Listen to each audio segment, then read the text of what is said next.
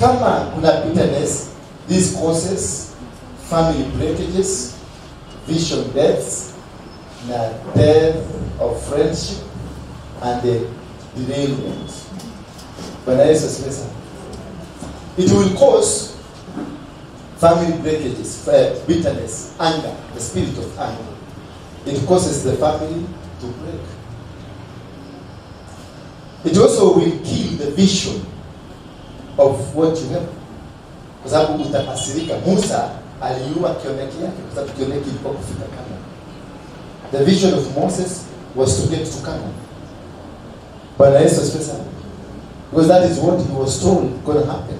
But because of bitterness na anger, he destroyed, he killed his own vision. And his vision was transferred to somebody else. So the vision will die in you, but it will be transferred to the next person. The business you wanted to start in your decision of result because of bitterness. Number 3, it kills the friendships. Inaua marafiki wako wote wanakupotea. Na ya mwisho, it causes derailment. Derailment in whatever that you want to do, it is derailed forever. Number 3, where I'm going to finish, hiyo ingine mutakuja Wednesday. Nataka ni wa commit tukue na permanent class, muwe mnakuja. Not for miracles, but for being taught. Nitatengeneza siku ya miracle. Na nitatengeneza Thursday saa 12 asubuhi. Si ndio? Saa 12 asubuhi mpaka saa 2:30 siku ya miracle. Siku ya kutachiwa, touch. Hata kwa Harrison tunaedaga Wednesday asubuhi. Leo nimetoka huko asubuhi saa 12 nilikuwa huko kutachiwa chini. Nimetoka huko. Na Derailed ndio romeneke because nimechotewa chakula, nimeambiwa endo kapike. Bwana Yesu na akanichotea mafuta, akaniambia hii endo pake watu, lakini si nyinyi.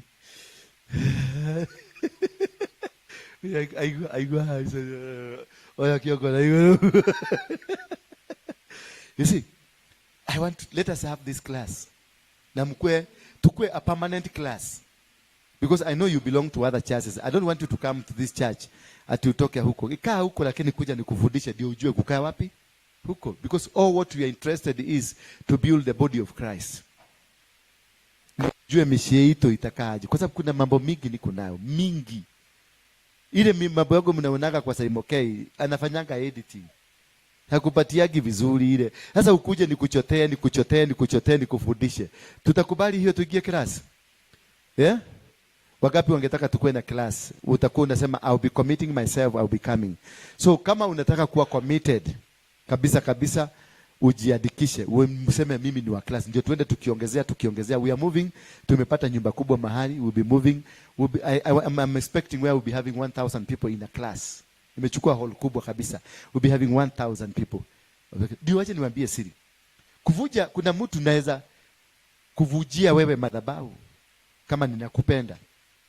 Aliyenivunjia hii madhabahu ni Harrison kwa kunipenda. Sio kwa sababu nilitaka. Nilifurahia kuishi kwa hiyo madhabahu. Sababu sikuwa najua. Harrison forced me to open the church. I didn't want about the church. I didn't want. Sikuwa nataka kabisa. Aliniforce mpaka kanipatia pesa, kaniambia sasa lazima ufugue.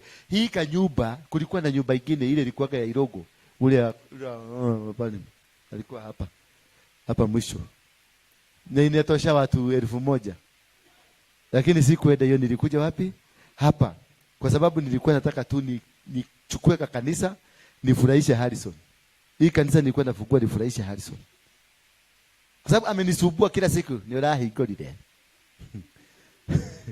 Anasemaga, "Uliokuwa."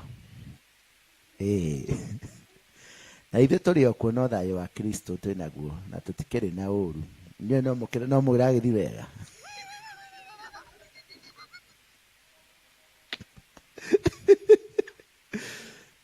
Ni urahotire kuona handu ungihingura kanitha.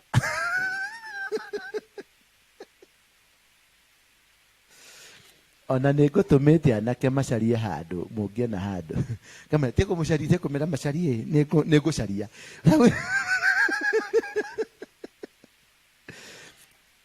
ni mwathani ni akujareirie ndugioke guku mucie tukiaragie ati haca ndi na ikuru. Bwana ziwe. Sasa wakati alinisumbua nikamwambia nimepata. Ndugioke na we na beno neo ya M-Pesa. Sasa hapo ndio alinikamatia. Kwa sababu sijai kula pesa ya mchungaji. Akanirushia, nikamuuliza ni pesa gapi? Nikamwambia ni 50,000. Ni mareti ya deposit. Nikamwambia Amerika na 300. Chika simu nikasikia tong tong tong tong kuangalia. Sasa ikabidi nichukue nyumba. Siku anataka kikaa kidogo kidogo kaniambia hiyo nyumba iko wapi, nataka kuja kuona. Alikuja mpaka hapa. Nikamulete. Akapigia mtu mwingine anaitwa Credible Sound. Alete hizi zote. Hizi zote ni yeye. Zote kila kitu. Hana keyboard kila kitu. Kaniambia sasa kuja tushikane mkono, tulisimama hapo.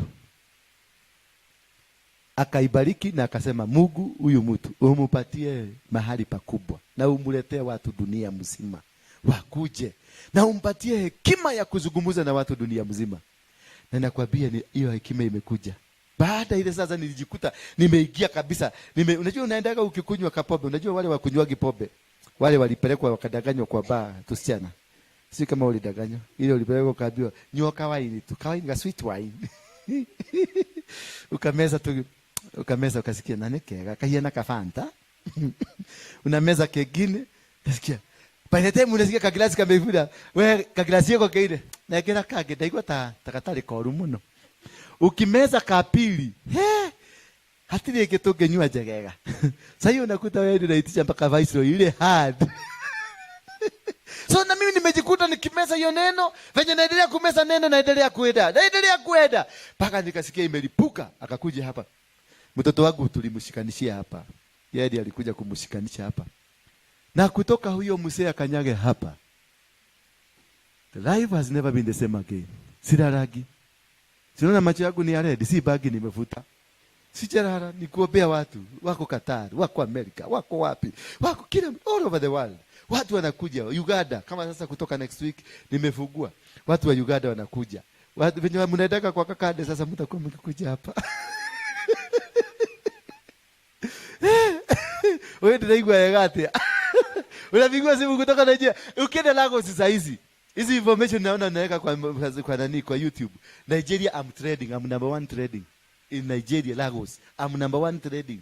In Seattle saa hizi, I'm number 1 trading. Nimeitwa makanisa conference on Tuesday asubuhi. Tutakuwa na conference ya makanisa 8. Niwahubirie kutoka hapa. Wanisikilize. Kai, eni ati huo. Kimundu kia mukiki, kile tena kuona kio. Namba 3 tumalizie hapo, forgiving one another. If you cannot be able to forgive, you will remain stagnated. It is a conditional prayer in the Lord's Prayer. Forgive those who trespass us as we forgive them. So it is conditioned in God that you can never be forgiven if you have somebody you are carrying. Kama kuna mtu umechukia. Kama kuna kile kisista utakagi kukiona. Kama kuna kile kibrother utakagi kukiona. Kile kianti, kile kiago, kile kimwalimu, kile kipasta, kile utakagi kuona. Kama uko nacho, hakuna breakthrough. You will be stagnated. You will be limited. Because most of these people you hate, they are carrying your blessings. Why should you be bitter with these people? Why should you be having a grudge with this cousin? Why should you be having a grudge with this man who broke your virginity? Yes, I did break. So what? Imedomesha dada yako muona.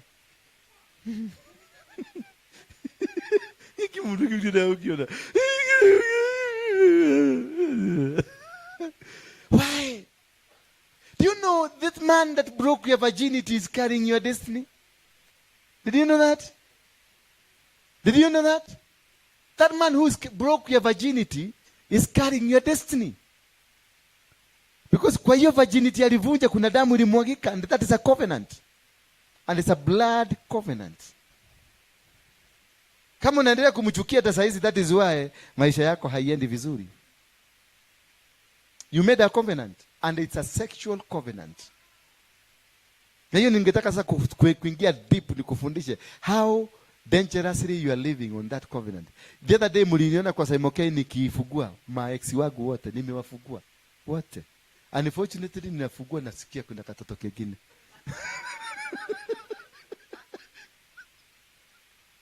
Lakini uzuri nimewafugua kwa roho msafi na tumefugua na tumeobeana, wako Bali wengine, wako Japani wengine wako Italy, wengine wako wapi, kufuguana. Lakini naambia mzigo yako iko hapa. Bwana Yesu asifiwe, because this will make me to succeed, make me to go far.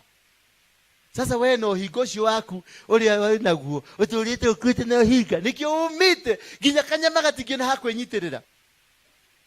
Release them, wafukue. Ulifanya na ilifanyika, you cannot reverse it.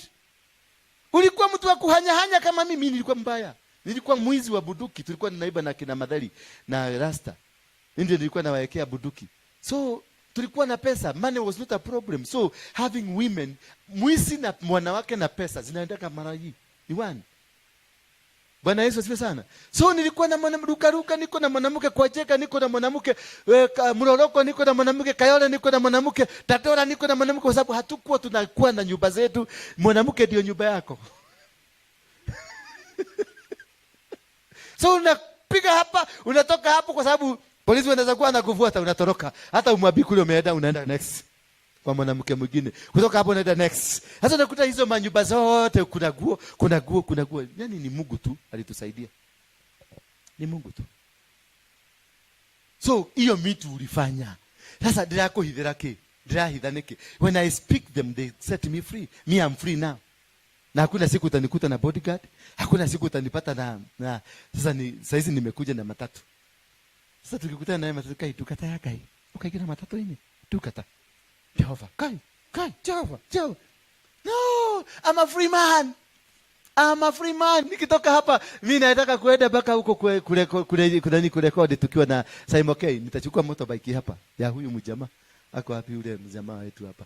Na niende mpaka huko ni rekodi, nikuje niende nyumbani. Sibo, leo ile ado lakini ama ataka haisha motorbike. Nilikuwa naenda na convoy ya gari 12 nikiwa Mugeke. Security 12 Mercedes na Prado zinaenda kama za president. Sasa ni nini hiyo ingine natafuta? Niki kigedrasha ya hau. Pesa nimeguza, maisha nimeguza, wamama nimepitia, watoto niko nao sasa wamefika 21.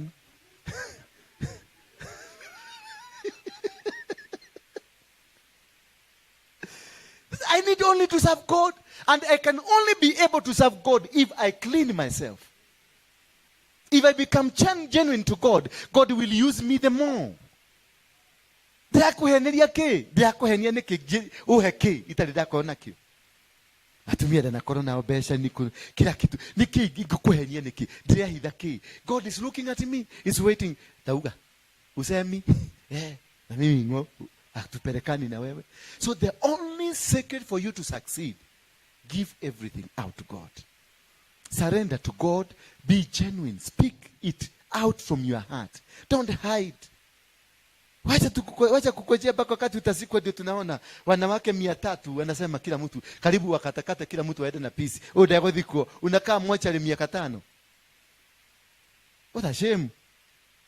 Sema niko na wanawake 6 na ni huyu na huyu na huyu na huyu. Mimi wale wote ambao wako na watoto wangu niliwajengea nyumba. Kila mtu. Niko na mashamba nilichukua, wewe enda chukua ile shamba, shika hii. Wewe enda chukua ile. Na mawe ya kujenga ndio hii. Niko na makwale zangu. Nenda ujenge nyumba. Wamejenga maikara nyumba. Ule ikara kanyumba kani ni 4 bedroom.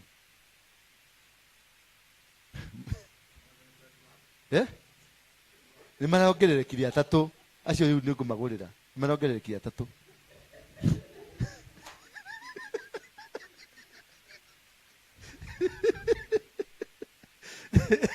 Kawamaka. Ngoria mzee. We akumararia thina ni igana. Atano mararia thina. Magwitaga go daddy. We ubu takataka. Ende ukaite baba yako. Mimi si baba yako. Wanaikata mwana wako. Negwa. Yes. Nikio riaga thina. Nikio thina utagakuma gwakuja. Tondu mwana ucio araria mai takataka-ini kibira. You will never succeed. Ende tafute watoto wako wewe. Mesikia mzee? Tafuta watoto wako. Wako hapa. Anatembea kana watoto wake. Baba, tafuta watoto wako.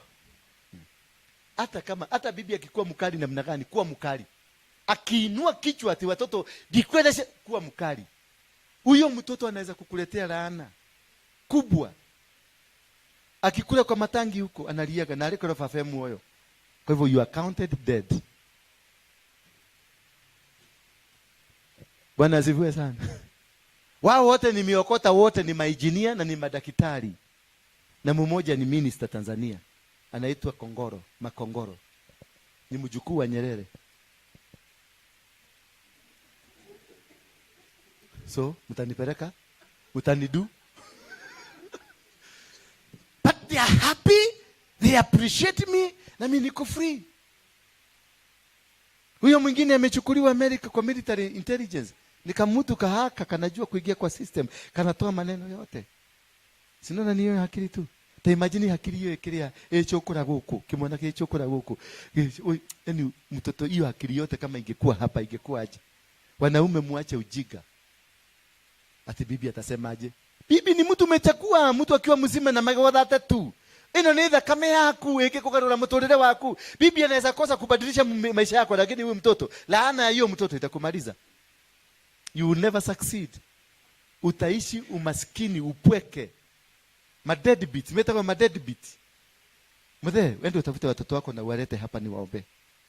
Ni wengi, najua ni wengi sana. Hata wewe, tafuta watoto. Na wewe, huyo Reina huyo Reina Myagioko. Usiaibike. Hapana. Nenda, abia bibi, angalia huyu mtoto na uwe niangalie. Bibi, mtige wana na nyu atumia. Wacha ni wana. Ukiona mzee huyu ni mtoto amelete, appreciate chukue. Unaona bibi ya Ruto? Bibi ya Ruto akisikia kafununu kuna mahali, kwa sababu Ruto naye si mchache. Akisikia kafununu anaenda mpaka huko. Anachukua ako na watoto karibu shule mzima hapa Karen hapa ni hapa town City Hall takote State House. Vitoto viko huko charini wati vyote ni vya mzee na vinafanana mzee vyote. Na hiyo ndio imefanya wameingia State House. That is the secret ya mama. Ukisikia mzee wako ukisikia kama ni wa kutoka nje atatoka tu, hata ukimulida aje atatoka tu. Ukisikia kuna katoto walizaa huko na usikie they are not well up huko, enda uchukue. Lakini kama wako well up, ambia mzee aragie na mwana wako. Wako well up sawa, don't interfere. But ndio ukasikia hawako sawa, hako katoto hiyo familia, chukuza tu tuma wa mama huko marafiki. Tathio duererie kana kauna orore ritho na butu.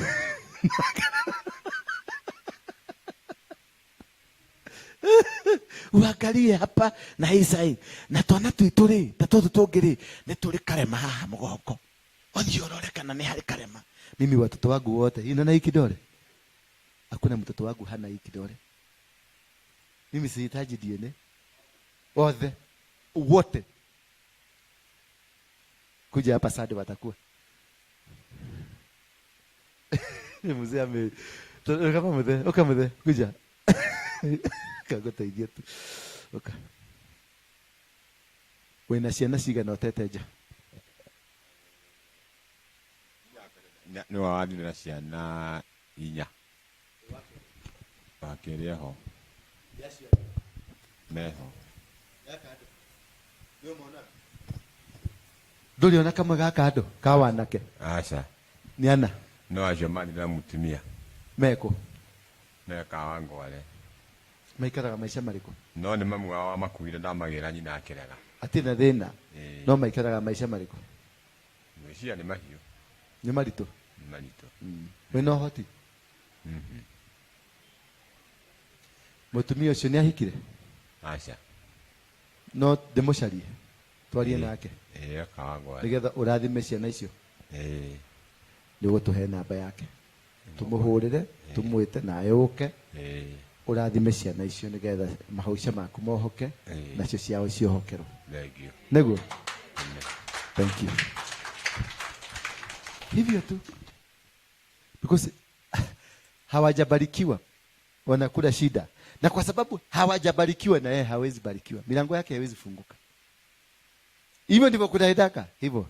Na nyinyi wanawake mnakataa, nie dagia na ciana ciakwa, nie ciana warutire ku, ulitoa wapi hiyo mbegu? Tera mutumia ucio mwena aketati gorimu reke ciana ciheo kĩrathimo. Kĩrathimo ni important. Isaac nani anaitwa Abraham alihanya, kwa hivyo si Waruinge alikuwa kwanza kuhanya. Abraham alihanya na kisichana kikaletea mama shida, kikavukuzwa. Abraham aliita huyo mtoto na akamgawia urithi na akambariki na akamwambia kwenda barikiwa. Ndio hawa wanatusumbua huko na mali shababu. Ni wao mzee na amepatiwa utajiri kuliko yako. Unatembea hii gari bila wao huwezi kutembea hii barabara. Hizo ugane ciana ciake, ciana cia mumaraya. Hagai etagwa mumaraya. Tene ciana cia mumaraya. Unaweza kuendesha gari bila mafuta? Ni mwana wa mumaraya utamgotwarithia gari. Unaweza kuuza? Unauza kadini mami? Vyombo, maplastic na nini? Maplastic imetokana na nini? Na mafuta. Mwana wa mumaraya. Ndio utomago lieno nywe. Bwana Yesu asifiwe sana. Kwa sababu baba aliachilia baraka. Wakapatiwa wewe sisi tunafaa kuchukua utajiri ya hapa kwa huko juu. Nao walipatiwa utajiri ya wapi? Ya huko chini. From one father. Tone kirathimo kia muthuri. Achilia baraka kwa watoto. Piga simu. Mama hata kileta kunyeta, mwambie yeye wewe nyeta tu, ni mama utambebeleza mpeleke out, mnunulie biscuit kidogo mpeleke Mombasa, umtulize mwambie iko hivi. Hii watoto ni yako. Na siwaleti kwako. Si ndio? Mimi nilifanya hivi nikajenga, mimi jikana dhigira, mimi nakaka kwa dhigira. Nyumba yangu ni ya room 21 bedrooms. Nilijenga kubwa because of accommodation. Ni kama nilikuwa najua wataongezeka. Sasa so wanakujenga huko hakuna mumama. Mumama ni mfanyikazi. Watoto wote wanakuja wanakaa huko. Wanakula mali ya baba. Na wanapendana.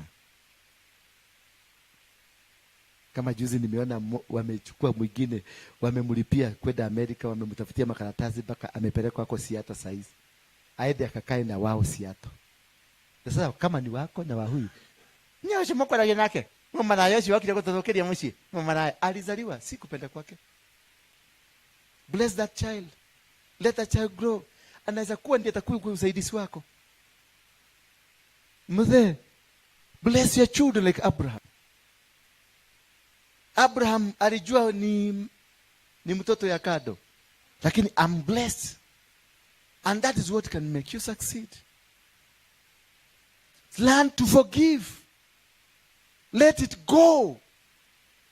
Don't fight back because hakuja. Vitoto vyangu kulingana na sasa nilifanya makosa kuzaa, lakini watoto wangu si makosa. Hiyo kuhanya ni makosa.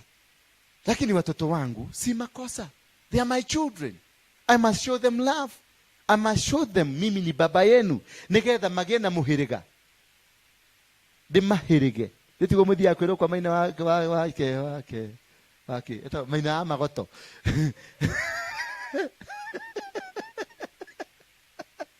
Ate wina thire wa choguo. Riu thire wa choguo ate thio karue. Tondu choguo ni aruire, riu rero ina thire wa choguo. Riu choguo ri. Choguo kuriho. Ni maina amagoto ari mburi. Ate choguo ni ariho.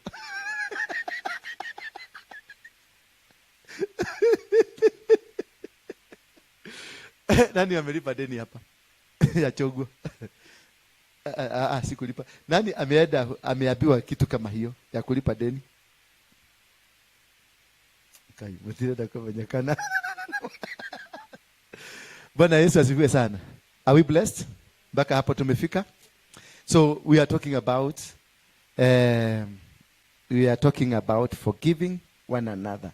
When the benefits of forgiveness, love will grow.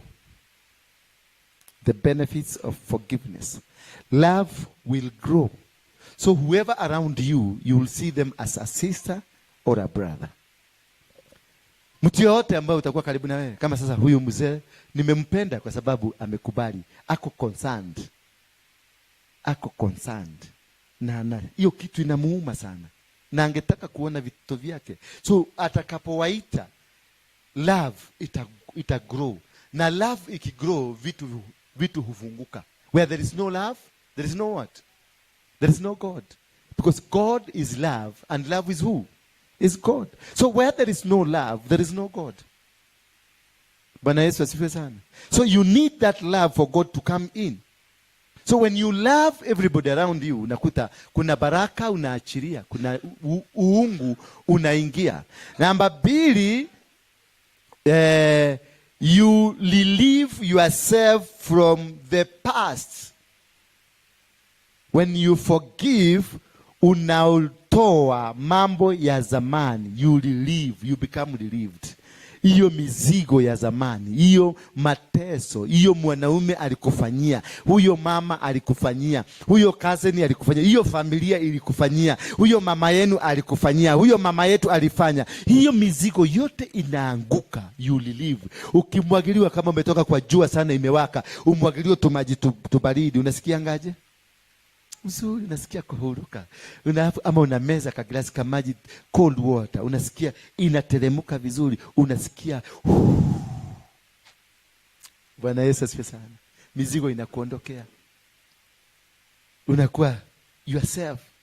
Why should you carry baggages? Ati huyo mama siwezi dikiaria nake. Dikiaria nake. Na ukikutana na wewe huko, shida ile uko nayo ni hizo to forgive. When you don't forgive, God will never forgive you. God will never set you free.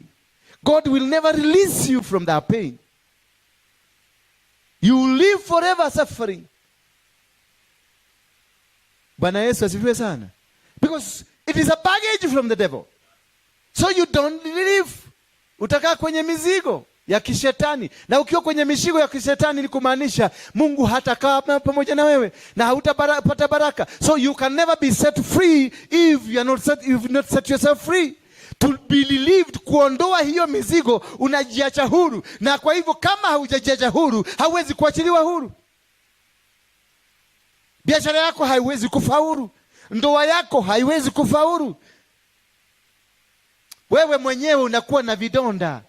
Iroda shiada, pain, because ya huyo msee, na huyo msee anakamata mkebe, anakamata busa vizuri, na anakamata kibibi na huko anapeleka huko vizuri, na huko no iroda shiada utoletie wathondekire chemist gwaku gutire dawa itari ku, dawa cia mete, dawa cia mashaina, dawa cia ndoi, dawa cia ke, imejaa kakababa hivi.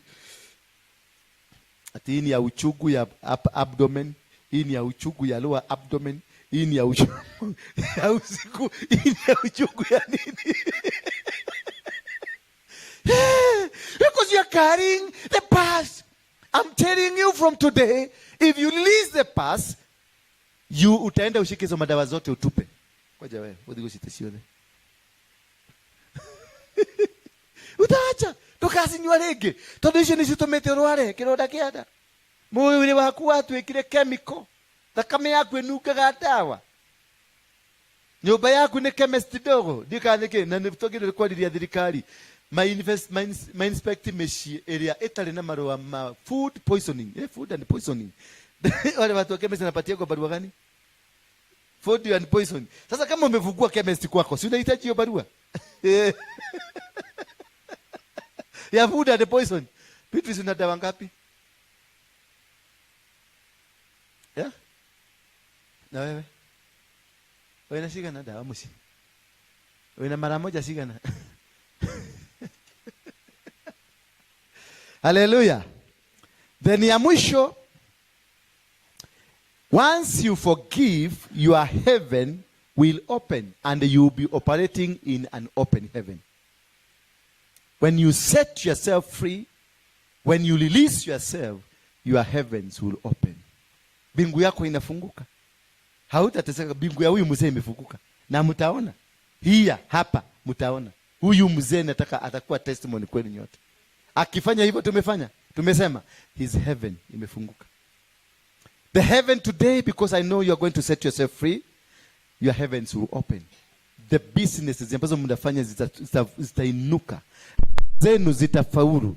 Kazi zenu na huduma zenu zitafaulu, because from today you'll be operating in the open heaven. Hallelujah. Tusimame kwa miguu yetu. Nikiwe kalete kiwe.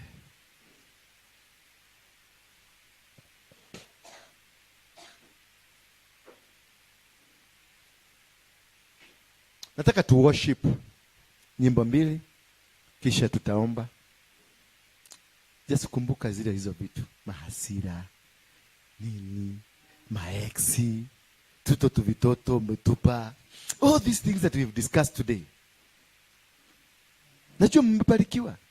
Na nataka hiyo kwa sababu next Wednesday tutaendelea na more and more of this, so that ujue ni nini imefanya ukuwe na limitation.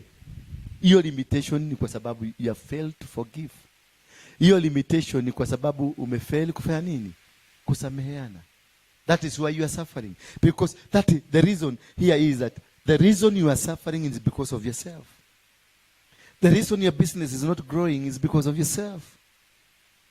The reason you have failed in everything you've tried is because of yourself. Hakuna mtu amekuroga. Na wewe unasemaka ni ndarogirwo mani tata wito. Ni tata wito ria damu negere shiringi 100. Kuma hingo ya pesa itire ciacoka ringi. You have the power to bless and you have the power to curse. Wakoni namenya ni tata wanule doke rivers na namenya ni igana ule doke rivers yuki katika jina la Yesu Kristo nina kanzo hiyo uchawi. Ni atotoragi hana tata wanyu tata wanyu na hinya wokera. Morogi yani kwani for mchaji na utoraga kanitha ini uruta kama huta na ida ciothe. Kwani kwa hivyo anti yako ni strong kukulika na unataka kanisani. Na mtotobia stories za tata yeye. Ate kuma dada ile tata ito shiringi 500.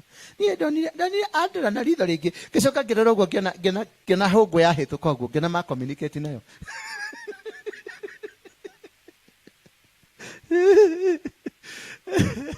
Bwana Yesu asifiwe sana. I think I'm sijui kama nimezungumza na nyoyo zenu. Yeah? Nimezungumza na nyoyo zenu. Umejiona makosa ni yako, si ya huyo mtu unasema. Yes. Yes, unataka kuuliza swali? Mpatie microphone. Hallelujah. Kuja hapa ulizia hapa ndio wakuone. Tujue kama ni umang'aa uko nayo. Panda hapo juu,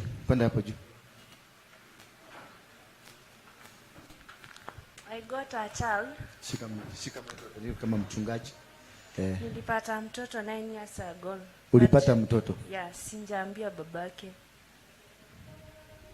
Ulimpata wapi? Kwa mapipa, kwa matakataka ama ulimpata? Tulipatana. So baadaye ulipatana na mtoto kwa barabara? Na babake. Na baba yake? Mkazungumza? Akakununulia kahawa? Yeah. Akakuita babe? Na wewe ukamuita babe? Si ndio? Yeah. Na mbona ukutaka ujue? Baadaye nilikuja kuambiwa alikuwa na bibi. Lakini bibi angepata mtoto. So it was something he was doing. So mimi sikumwambia hadi wa leo. Wewe ndio mtafute, umwambie mtoto huyu ni wako. Ndio aachilie baraka. Aseme blessed. Sio lazima akuchungie, sio lazima akupatie pesa ya kulea mtoto. Ushinde ukimfuatafuata ati hatujalipa school fees.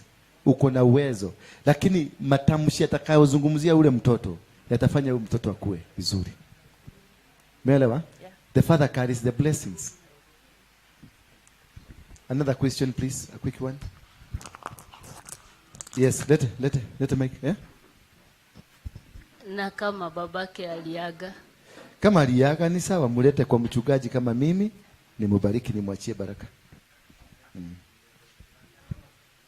Mimi nina kijana alinitafuta. Ni kijana msichana ama ni kijana mvulana? Kijana. Kijana msichana ama kijana mvulana? Kijana. Ndio, ni kijana msichana ama ni kijana mvulana? Mvulana. Mtu yote young ni kijana. Msichana na mvulana wote ni mvulana, ni mwanamume. Msichana ni mwanamke. Iko kijana alinitafuta kama miaka imeisha kama 3. Lakini mzee wangu alikuwa amekufa. Alikutafuta kwa nini? Alizaliwa kama sijui. Akajileta. Kuja. Nikiwa na mzee, sikuwa najua mzee anatoka nje. Wakati alinioa, mtoto wa kwanza ako uhai, hapa katikati kukatoka mimba mingi. Sasa wazazi wake walikuwa wanasema mimi natoa mimba. Mzee sasa wakati hiyo mimba zinatoka, akaenda nje. Kazaa mtoto na sikujua. Tukakaa na mzee bila kujua. Na mwenye alizaa naye alikuwa mama rafiki yangu, na mimi sikujua huyo mtoto. Angalia sura. Niko nataka muangalie sura. Niko nataka tuangalie sura. Hiyo sura bitterness. Endelea tu. Aliyetupa iturura mode, iturura. Toko. Sasa mzee saa ile tulikaa na mzee, na mzee akakufa, mimi sijui. Kama miaka kama 3 hivi kukiwa December. Sasa ndio huyo mtoto ndio alizaliwa Karimbu, kijana mwingine ndio akaambiwa huyo kijana huyo alizaliwa na mzee, unajua mko sister zako wawili. Akaambiwa unajua kama mnakuwa na sister. Ule kijana alizaliwa huko na mzee. Kijana akasema hapana, mimi najua tumezaliwa mimi na Dan. Ule anajua huko. Huyo sasa huyu ndio amchukua, alikuwa na msichana na mtoto mwingine, huyu anaita Dan. Sasa ile aliambiwa hivyo, akasema mimi sijui tuna dada. Kamwambia ako, nitakuonesha. Kamwambia mimi najua namba zake, tunaongeanga, nitampigia. Kapigia mtoto wangu. Kamwambia wewe unajua mna ndugu yako? Akasema sisi tumezaliwa wasichana wawili. Jumini na wasichana wawili. Naye akakataa. Sasa ajui. Huyu kijana akafanya kazi, akamwambia nitawasikanisha. Msichana wangu akasema hata tuko huyu kijana akamwambia hata tunaongea na yako hapa anasikia. Nimemwambia, akasema ninasema uongo. Nikamwambia simama hapo nikupigia yako hapa. Naye akamwambia weka video call nimuone. Akaweka video call. Msichana wangu ndio akamwambia aweke video call aone huyu kijana. Wakaweka video call nusu. Huyu akamwambia juu msichana wangu anajua huyo kijana huyu anaongea hiyo maneno, akamwambia wewe hiyo ni picha ya daddy. Hadi ni picha ya nani? Ya daddy. Sasa yeye alifikiria ati unaweza cheza na picha. Kaini kidogo hii kajoya. Ati sijui unaweza cheza na picha weko hivi uonekane kama ni mtu. Akamwambia hiyo ni picha ya daddy. Akamwambia sio picha ya daddy. Akamwambia basi mpe simu. Akaona kabisa ni daddy. Akamwambia basi weka full. Akaweka. Amuone kabisa. Kamuona kabisa. Sawa, akaongea yeye akasema mimi sijui, lakini nipe nafasi niulize mama. Sasa ile anipigia. Na mama akaulizwa. Sasa akashindwa, mtoto akashindwa, nitauliza mama maneno ya daddy na kuzaa kwake. Na mtoto alisaliwa ije, si mama ataruka. Atanikasirikia. Sasa alipiga siku ya kwanza, akanipima. Kasikia sina mood kabisa kuniambia. Siku ile alinitisha, akanitumia tu pesa. Kaniuliza mami umeona M-Pesa? Kama nimeona. Kanifatisha, akaniuliza sabuni ya roho. Mam. Iko kitu niulizwa, nikasema nikuulize. Asio kizuri pile. Kamwambia nini? Kaniambia niliambiwa na kijana mwingine. Sasa akinianza huyo kijana nikamjua. Ati kuna kijana alizaliwa na dadi. Unaona katikati yetu na Mary. hapo katikati. Nikiangalia miaka ni kama mimi ndio niko pale, yako pale, mimi yako hapa. Hapo hivi katikati. Na mimi sijui hata sijasikia. Na ukakuja sura. Niliumika nikasema sasa hii kesi nitaifanya aje? Mzee yuko nimuulize. Nikashindwa hiyo kesi nitauliza nani? Kawa mpole nikamwambia ndio nijue vizuri. Mimi sijui. Kaniambia nimemuona amefanana dadi. Mama kaa hapo nikutumia picha. Na ujishikilie kwa ukuta vizuri. Katumiwa picha. Bila nitumiwa picha. Jutangu wakati alikufa mimi hata saa hizi sijaona zile picha kama sisi sitakangi kuziona. Nisikia kuogopa, nikaona kama ni jini hiyo picha. Mimi niliangalia safari moja tu nikasema nimeiona. Kaniambia kijana ndio huyo. Kaniambia na ameniambia ameambia shosho wao pale amelelewa ati ameambiwa ati iko mama ako, lakini huyu msichana alizaa huyu alikuwa rafiki yangu, alikufa hata yeye. Mama ya huyu mtoto hayuko. Sasa nikashindwa hii kesi. Mzee alimwambia tudie pele to heleo. Nikashindwa sasa nitakuta si mzee hayuko. Huyu msichana ndio alikuwa rafiki yangu na alikuwa anaitwa Wajiko. Nienda niulize Wajiko tulikuwa hivi. Kumbe mlikuwa na mzee hivi. Sasa nikashindwa nitauliza. Sasa umesikia? Wajiko ni rafiki yake. Nikafikiria nipeleke hiyo kesi. Imagine yule rafiki yako. Nikafikiria nipeleke baba mwenye amesaa huyo kijana. Sasa nikashindwa. Mzee akiwa na yeye, vita inaishi kwetu na yako mabibi ingine ameweka girigiri. Sasa si ataenda tu kusema mtoto wake alifanya poa. Nikasema sasa huko hata nikimpelekea hata ona shida. Juu naye ako na be? Na wengi na huko. Na wengi. Sasa nikasema juu amekufa na huyu mtoto ni mkubwa, wacha akuje. Sasa ile alikuja kumwone nikaona kabisa hapa hakuna bia. Ndio huyu mzee.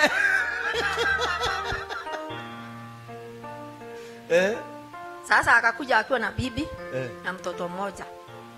Sasa mimi nashindangwa. Sasa mimi ni mama nimeachwa na watoto. Sasa kuna wangu. Sasa nikafanya wote wakuje tukae chini hawa na watoto wao na wengine.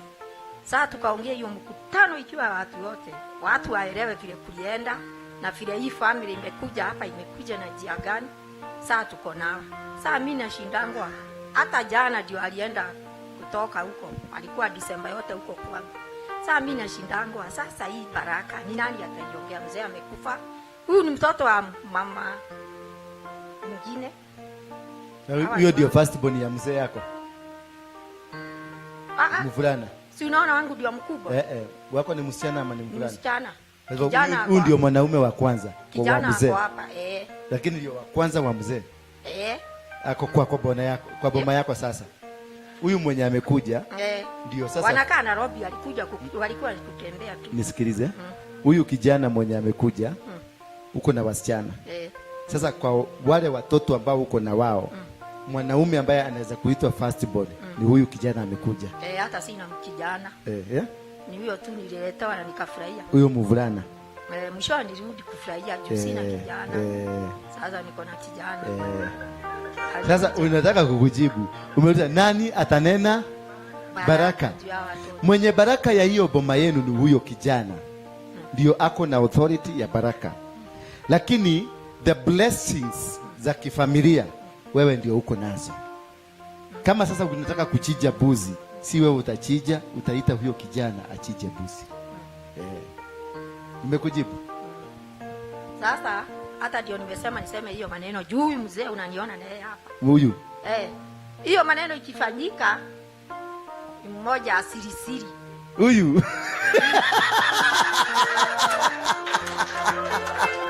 Sasa ile nilisikia nikakusikia kwa Saimokei. Nikitoboa yangu.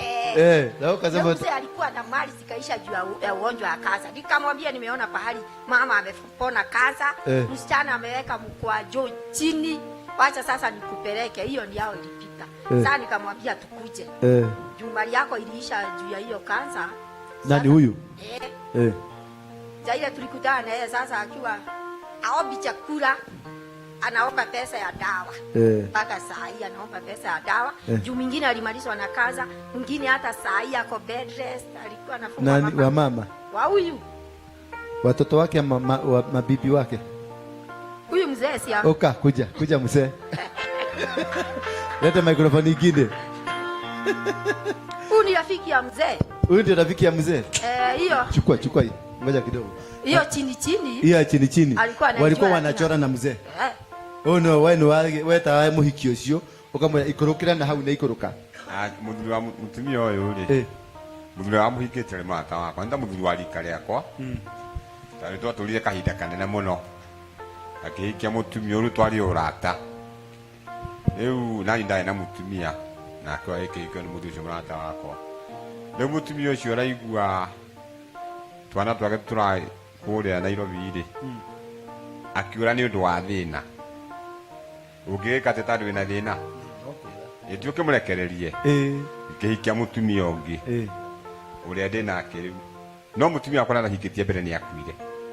Wa mbere piũ. Nĩ akuire. Nĩ akuire. Wa kerĩ akĩndigĩra ciana. Gũtigĩra ciana. Wa kerĩ rĩ agĩthiĩ nĩ ũndũ wa thĩna. Ngĩtugwo na ciana iria cia mutumia wa mbere. Ngĩhikia mutumia ũngĩ ũrĩa rĩu ndĩ nake. Wa gatatũ rĩu. Wa gatatũ.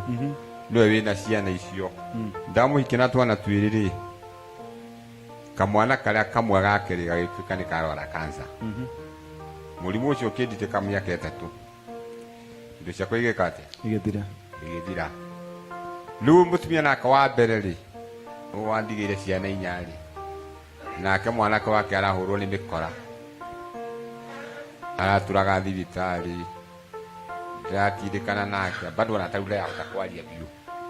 Ndaragia no rĩa kĩgeragia kwaria. So rĩu mutumia mahinda marĩa tũracemania nake ngithiĩte kũgĩra tandũ ndĩ twaigua ciugo icio tandũ ciugo icio ciaku no cio iranjaka. Ona njikarĩte harĩa. Mũndũ ethwaga harĩa arekinyĩria. Na tondũ nĩ andĩkirwo ndawa thibitarĩ nĩ waigua ngĩraga ndemwe rĩngĩ ya 150 ngathiaga o magũrũ mũthenya. Nĩ ũkĩrona mũndũ wĩna kĩndũ agĩcoka na tondũ we ũragĩtwo mwathani waku rĩ. Ngagĩtagwo mwathani wakwa gĩkĩ ndona kengĩre ndawa. He hĩndĩ rĩkinya ngĩikaria na mwathani agĩka atĩa. Tũgĩcemania na mutumia wa mũthuri mataka tũigaraga o hamwe. Agĩkĩndarĩria rũgano rũu. Ngĩkĩmwĩra akĩnja kana no tũke. Ngĩmwĩra rĩu rĩ we nĩ ũrĩa njikaire. Akĩnja ndikamake. Ndĩ mũndũ kwaria ũmwe thĩinĩ wake kabaru. Ona tigito na mwĩke atĩa. No nĩ tũtũrĩte nake kuma tene tondũ twanateithania twagĩtwo. Tũtabacoke harĩa he handũ rũgano tanatũhe rũrĩa aratũhe. We mũrataguo. Rĩu mũrata wakwa rĩ nĩ athire agĩkiuma mutumia ũngĩ. No atwara. Tini ndamũtwarire.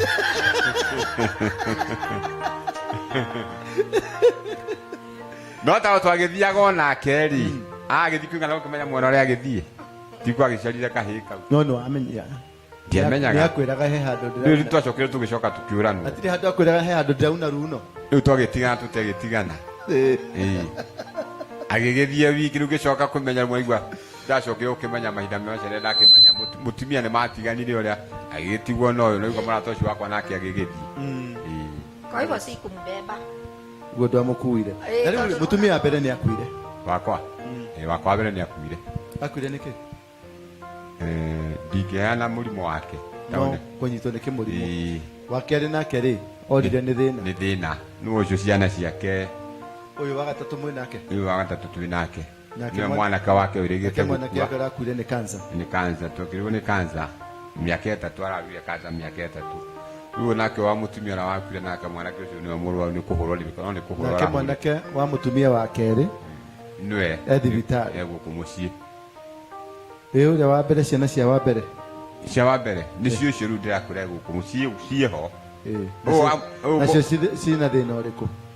Ũrĩa wa mbere ciana cia mutumia wa mbere rĩ cina thĩna ũrĩkũ? Nĩ ũcio mwanake ũrahũrirwo ũratũraga thibitarĩ. Ũyũ worire na ciana rĩ icio itũraga na mamu wao. Ndamagĩra rĩa ndamagĩrire rĩ mamu wao arega rĩ gĩtigana nao. Nĩ anake anene.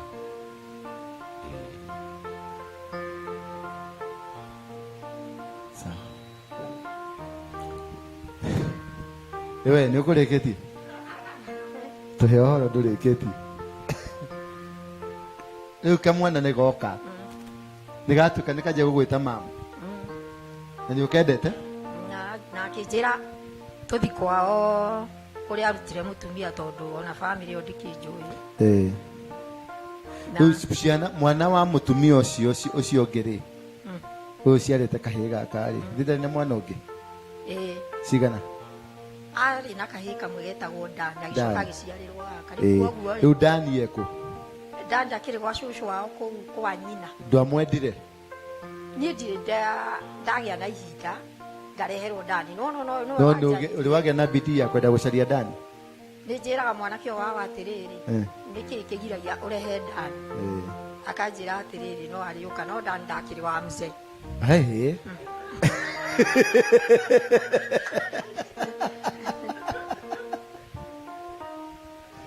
Dani ti wa mzee. Riu alafu dinapere. Riu ni ndathite kuria kwa mutumia. Tondu ni waigua ndamukorire ena akimenya ndakorire na kana kamwe. Na mutumia wake na ndakeri. Riu ngimwira aikinjira tuthi kuria ngamenyeke akiuge kwe mami aramenyire. Kwe mami aramenyire. Ndiramenyaga ndende mami ungi. Hallelujah. Kuna mtu anabarikiwa hapa? Kuna mtu anabarikiwa? Yes, dinapere tu. Haria ndorohora haha. Ndiramutwara. Riu ndamutwara ndiari gwatiriri riu uhoro ukautia ku. Riu mwana uyu ukaje kwira ati muthe andikaga nyumba uguthie kuga ndatigaga nyumba. Uyu ni mwana wa mupango. Ukagurana atia? Riu numenyete ukagurana? Nie ndiri undu njikite tondu no guthi ndagithire o makimenye tondu aturite na muiritu ucio o mwana ndari na nyina. No riu ndagathie tuonane nao getha makimenye na ngiaria gukiuga mwana uyu moko-ini makwa ngwaria riu ta mami na ndi mami. Riu ngigitikira tondu muthenya waria ndigikiona wa kuria nyina nake tutira handu tungi discuss ni aikwira ngiaga andu ku discuss ngiaciana. Chukua muzigo. Riu ndigago riu handu haha athii atia haha ora kugura harathi atia hagethii atia uka harathi atia haha unaweza kutatua hii ciana riu ni mwanake ni waku matua maria ungitua ni ugutua matua ma mwana waku nwanyita tondu ena igai kuu gwaku nwanyita wakorwo ni kuracia kana gwika maundu maria mangi megwikwo we ni ugwita brother ciaku na brother cia muthuri muthi muguranire mwanake ucio na guku umwakire guku kwa ithe umwakire kuo ndeguku mwakire na mitiri atuite umwakire kundu kuriku umuhe wikaro kundu kuriku na motumia ria kahikia ri ni agacokia muthuri waku. Ndona ndirametirio the ndiramera atiriri yani gukuigua ni kundeithĩtie muno tondu ona ndiaugire riu Ngai akinjikirire kuhinga njira ino tondu ondaigua mahunjia ngathi indi ndiaiguire ringi indo ngari yakwa ndiarutirwo anga na boxi cia kuna ndathiĩte ona indo kiri oguo ukiuga tuthiaga makanitha tugoka ta guku ugoka hoera ukauga ngari na ngari ndiu niki uria twacemania aragia uhoro wa ngari na ndire ndamigia twaikara ri ngathi riu ndi uraugire atiriri hau ndirateithika ndi uraugire atiriri ati andu guo macenjagia hunjia ri watiga wahoerwo na boxi cia pio box ya ngari yauma endi athire endi akiuma nawe ndiuria Ngai yuma ngari ciakwa ciumite cigana okuria ndathie ngari na ndiri ndakimiki na kwi kuria yaikurukiire riu ndiuga ni tuyu gokinjire ati akiumire boxi-ini ciao.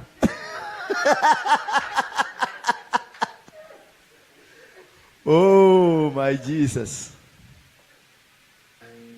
No mwana uragiukire ri ena ngari Ismaili ana ngari iyo aretwo atia Mwanake acio? John. Ena gakari. Gakari. Nĩ ũrakuo? Na nĩakũgũrĩire gakuo. Mwanake acio? Nĩakũnengera 10,000. Nĩguo? Cia wĩra. Arakũnengera 10,000. Cia kũrĩa gũkũ? Matirĩ kĩndũ magete. Ti cia kũrehe gũkũ. Arakũrathima akwĩra mamu.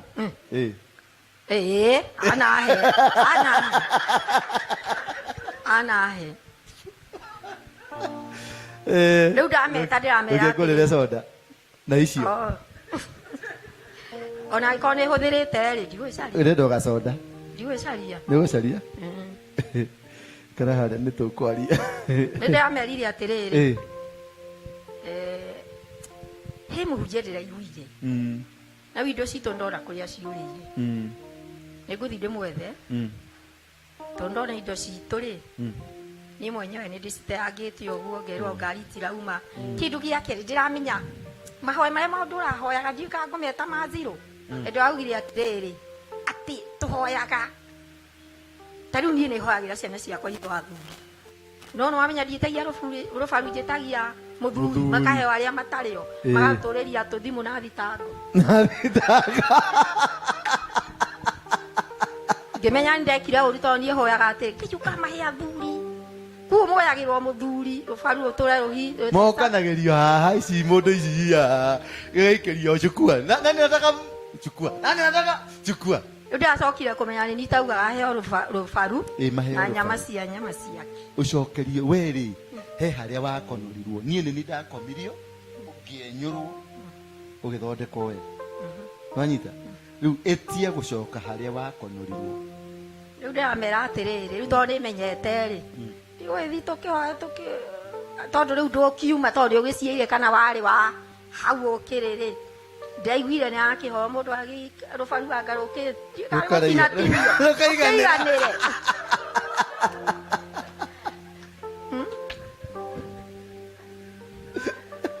Nĩguo nĩgũkũhoera. Wĩikare thĩ tũkũhoya. Sasa umesikia? Wangapi wamebarikiwa na hiyo? That's enough therapy for you. Tupatie yako wewe. Uko nayo? Kuja.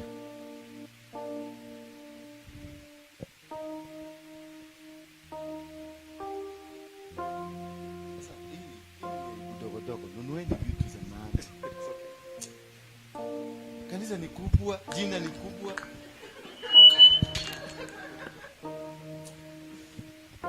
Pata hapa juu. Anatuagusa tu hapa.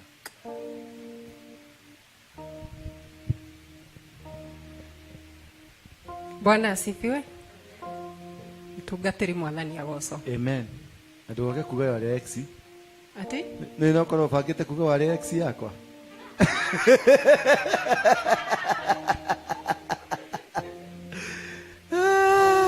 Asha. No kũhoda rũgama hihi haha ndĩ thauti ya andũ aingĩ. Ndiũĩ no ndaigua ndigũkira rĩngĩ. Tondũ ndanathi magongona-inĩ maingĩ kana mini altars na ngeciria maũndũ marĩa mangiaga ndauga hoerwo nĩ megũthira na ngetĩkia ndahoya nĩ megũthira na nĩ hoete ihinda iraihu no nĩ wega kwĩ Ngai tondũ ndamenya he ha kũhoya na he ha kwĩyetha. Mchungaji ndenda ũnjĩre gũthiaga atĩa gwakinya haha. Tondũ nyendete Ngai. Kiswahili. Okay, napenda Mungu na kabisa naamini Yesu amenisamehe dhambi. But kulingana na vile umetufundisha nimeelewa shida mahali imetoka. Na for the sake of my siblings I believe kamera haiko on. Hawako on. Sawa. Mimi yule mama ambaye nimepewa jina after yeye kama vile ilivyo mtindo ya Wakikuyu alikuwa mchawi. I have my mom here. She's my witness. My dad was a devil worship. Na I'm sorry to say this, mom, but anayetaka kuzaa hafichi uchi. Na kwa sababu mimi mwenyewe nimechoka kuona familia yetu ikiumia, mimi mwenyewe nikiumia,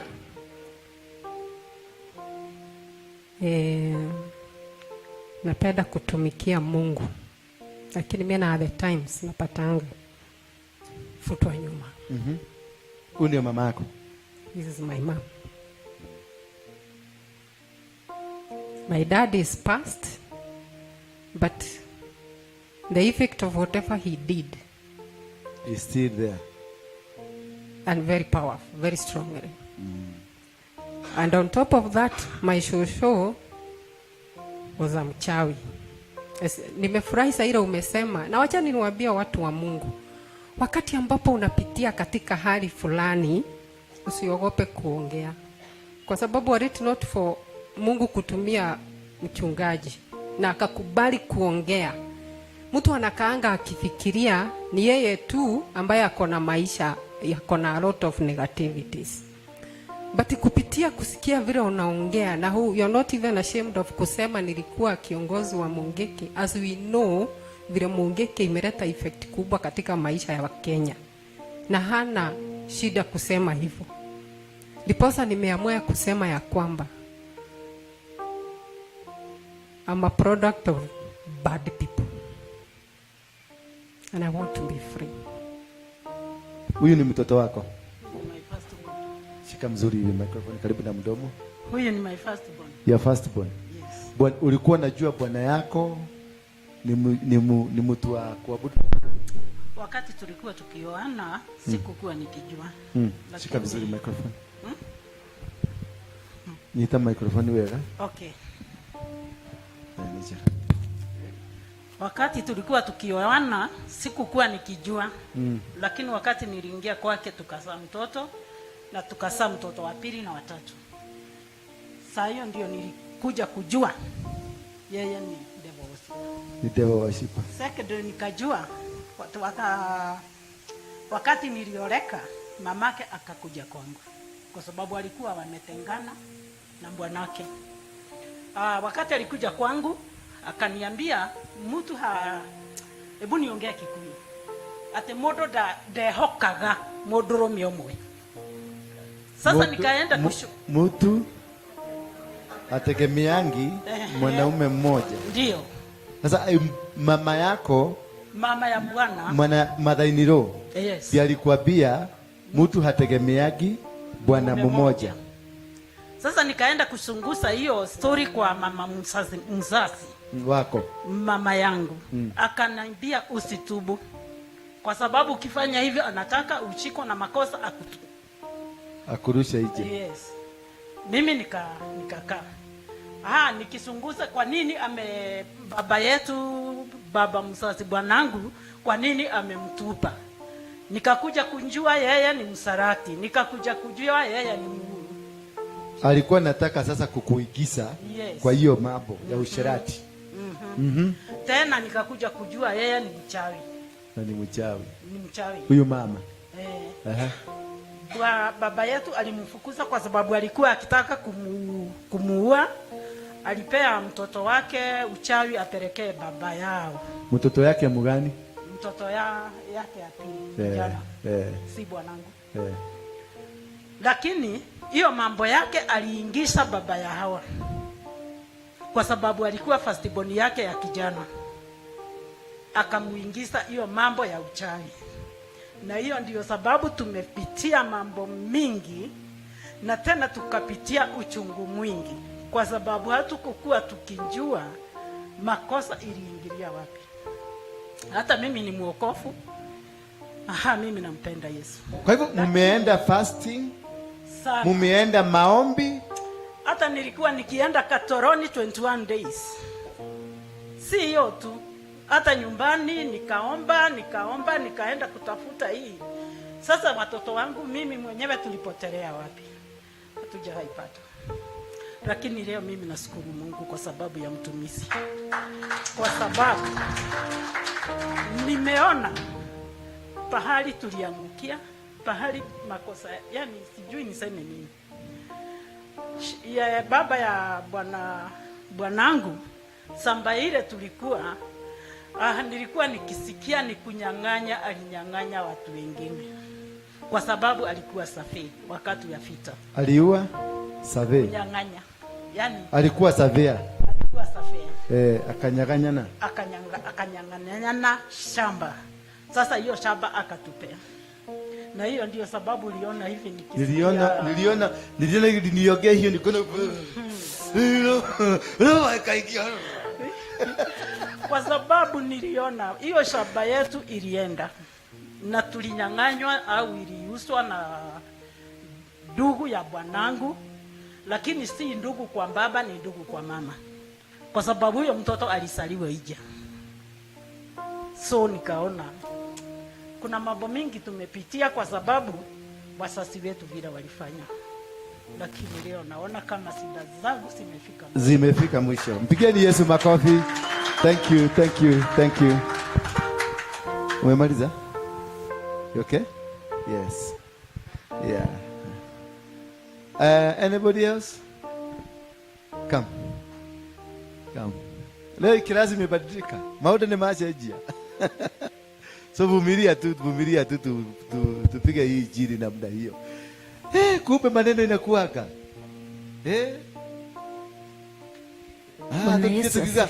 Tukiga barikiwa, utainuliwa, utafanya nini? Wacha ujinga. Sasa hiyo story tukijua na hiyo maneno. Haya, tupatie yako. Bwana asifiwe. Amen.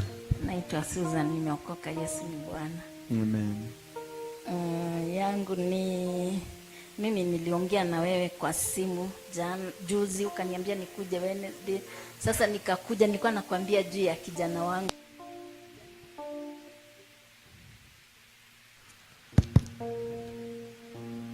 Tumekuwa tukienda na yeye church, anaombewa, anasema ameokoka, lakini tukitoka tu hapo anakimbia mbio kwa kunywa pombe. Haya, saa zingine atakunywa pombe inakuwa nyingi sana, na msiniweke kwa mtandao kwa sababu kuna mtu sijui ataniambia nini. Unajua tulipoingia hapo, sijui kama ulikuwa unanijua ama unaniona. Mzee wangu akiniona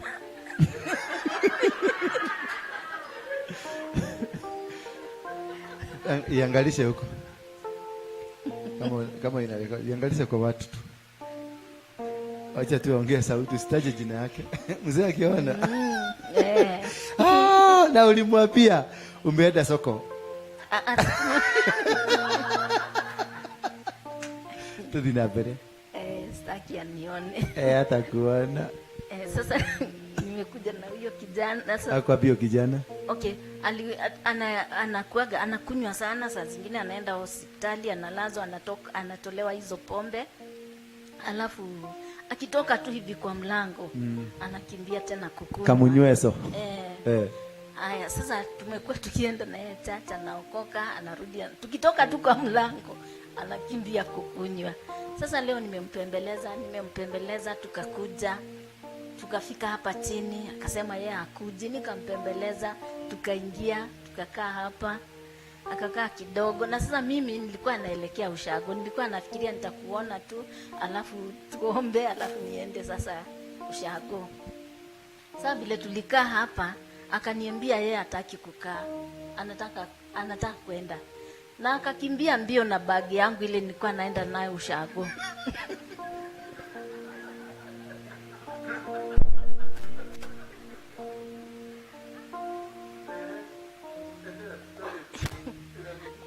Akakimbia naye, akaenda. Hata pasta huyu anajaribu kumfuata, akakataa, akaenda kabisa.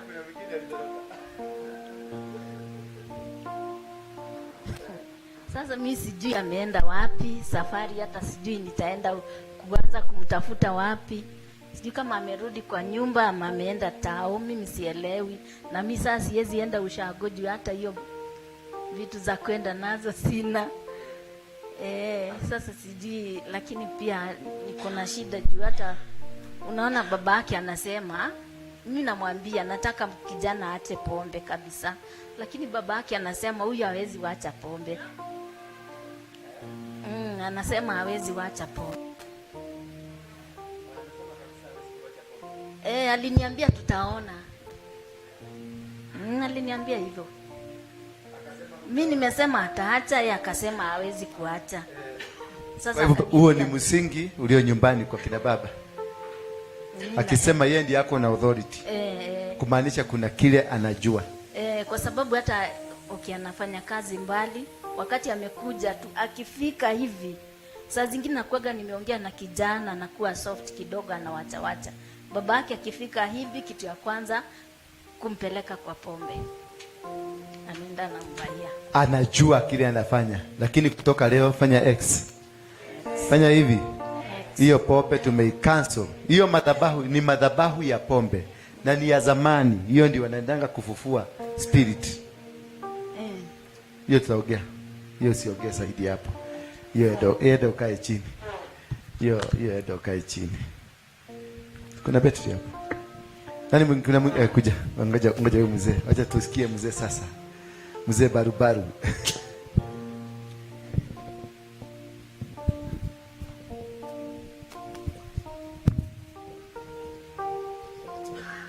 Nani anaumwa this side?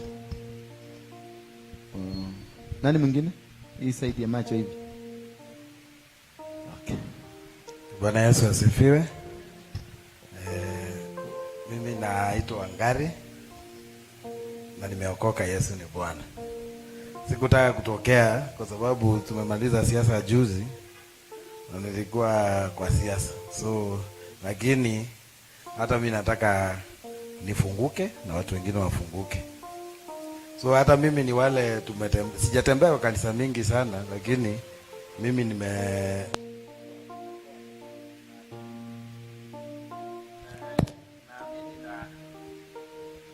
naamini na kutoa, kwa sababu najua ukitoa sacrifice utafunguka. Lakini nikapata sifunguki na kuna patterns zinajirudia. Mimi nikipata pesa, mahali nashuka lazima nafanyiwa auction. Yaani nikipanda tu nikianza kupata pesa nikuwa comfortable kidogo, nitarudi vitu zangu ziuzwe. Nadhani niko kwa auction karibu ya 4 ama ya 5 sasa. Unafikisha pesa ngapi? Sijai kuhesabu. Lakini unajua ile unafika sasa hauna shida. Kitu itafanyika, uchukue loan, ukose kulipa. Auction lazima wakuje. Auctionia lazima mudili na wao. Sasa ndio nimengangana kupambana na wao, lakini kitambo walikuwa nakuja tu. Walianza na Shylock. Sasa wamegraduate, wanaenda wakipanda. Shetani anakuanga na wewe, anaendeleaga kupada. Alianza na Shylock. Sasa nadili na bank. Sasa pia mimi nimekuwa nikiomba Mungu for a long time nipate kanisa. Mimi sijai kusikia sauti ya Mungu akiniambia enda hapa. So lakini naenda mahali unaenda. Hata nikafika mahali nikaacha kwenda. Lakini nasikiza apostle kwa Simon K ama hizo channel ama Bethel Cloud. Sasa mimi nikilala nasikiza, lakini zingine naacha ikiongea nimelala. Sasa naota tuko na mchungaji. Sasa nikajiambia labda nimesikiza sana. Lakini nikajiambia kwa sababu Mungu hajai nionyesha mahali, nikaona hii ni direction. Juzi tu nikaota nikipewa notice ya auctioneer. Mimi nikashindwa sasa, hiyo auctioneer na amenipea notice, kwani atanipea ingine the following. Lakini nikaota mchungaji akipiga hiyo notice mateke itoke. So sikuelewa, nikasema hii labda ni ugali nimekula mingi. Ndio. Lakini the following day nikapata notice, nikaona sasa hii mambo imeanza kukua serious. Tukaongea na mchungaji na nikamwelezea mambo kidogo, akaniambia wewe enda nyumbani uchunguzi cha mambo fulani. Sasa ile kitu ilinishangaza. Nilienda nikakaa na wazee, nikaita wazee wa nyumbani, nikamwambia sasa kwanza nieleze sisi tumetoka wapi, sisi ni kina nani. Unajua saa nyingine wanasema wewe ni fulani wa fulani wa fulani. na ujui huyo fulani ni nani? Ni nani? Sasa mimi nimekuja kugundua my grandfather was hakuwa mchawi, lakini ni kama mchawi wa aina fulani, lakini ndiye alikuwa anatoa dhabihu kwa shrine. Hii kama njuri njeke. Kama kudhenja, wanachinja mbuzi. Mudhejeri, mbuzi. Yeye ndiye alikuwa anachinja mbuzi kwa shrine. Mali tunaishi kama kijiji kwa klani yetu. Nilikaa na wazee wakaniambia iko shrine 6. Zile zimezunguka hiyo village. So I started now, vile mchungaji aliniambia umeokoka, umetoka kwa hii ufalme, lakini wewe ni wa ile ufalme ingine. Ndio tunaambiwa wewe ni mchawi ya pande hii na wewe unasema umeokoka. Sasa nadhani tuko wachai wengi pande hii. lakini sasa nikaanza kujielewa, kuna madhabahu walifanya wakiabudu hiyo Mungu yao. Hii Mungu tuko najua saa hii in 1930s hawakuwa wanamjua. Walikuwa wanasema wanaomba Mungu, lakini walikuwa wanaita wale watu walikufa, wanafanya madhabahu zao. Sikupata babu yangu. Lakini pia alikuwa naambiwa na mzee huyo one of my uncles, babu yangu angechinja mbuzi aite mvua, watu waangeenda 100 meters kama hakujanyesha. So alikuwa ni kama mtu alikuwa kwa ranks za juu kidogo. So naona ni wakati wa Mungu. Mimi nikasema siwezi kukufia kwa kanisa hii mzuri. Unajua saa ingine ukisimama MP unaenda zile kanisa ziko na mpango, zinakaa kama ziko sawa sawa kubwa. Sasa nikasema wacha nitafute mahali mimi nitaokokea. Mahali nitafunguka, na hata kama juu niko na watoto.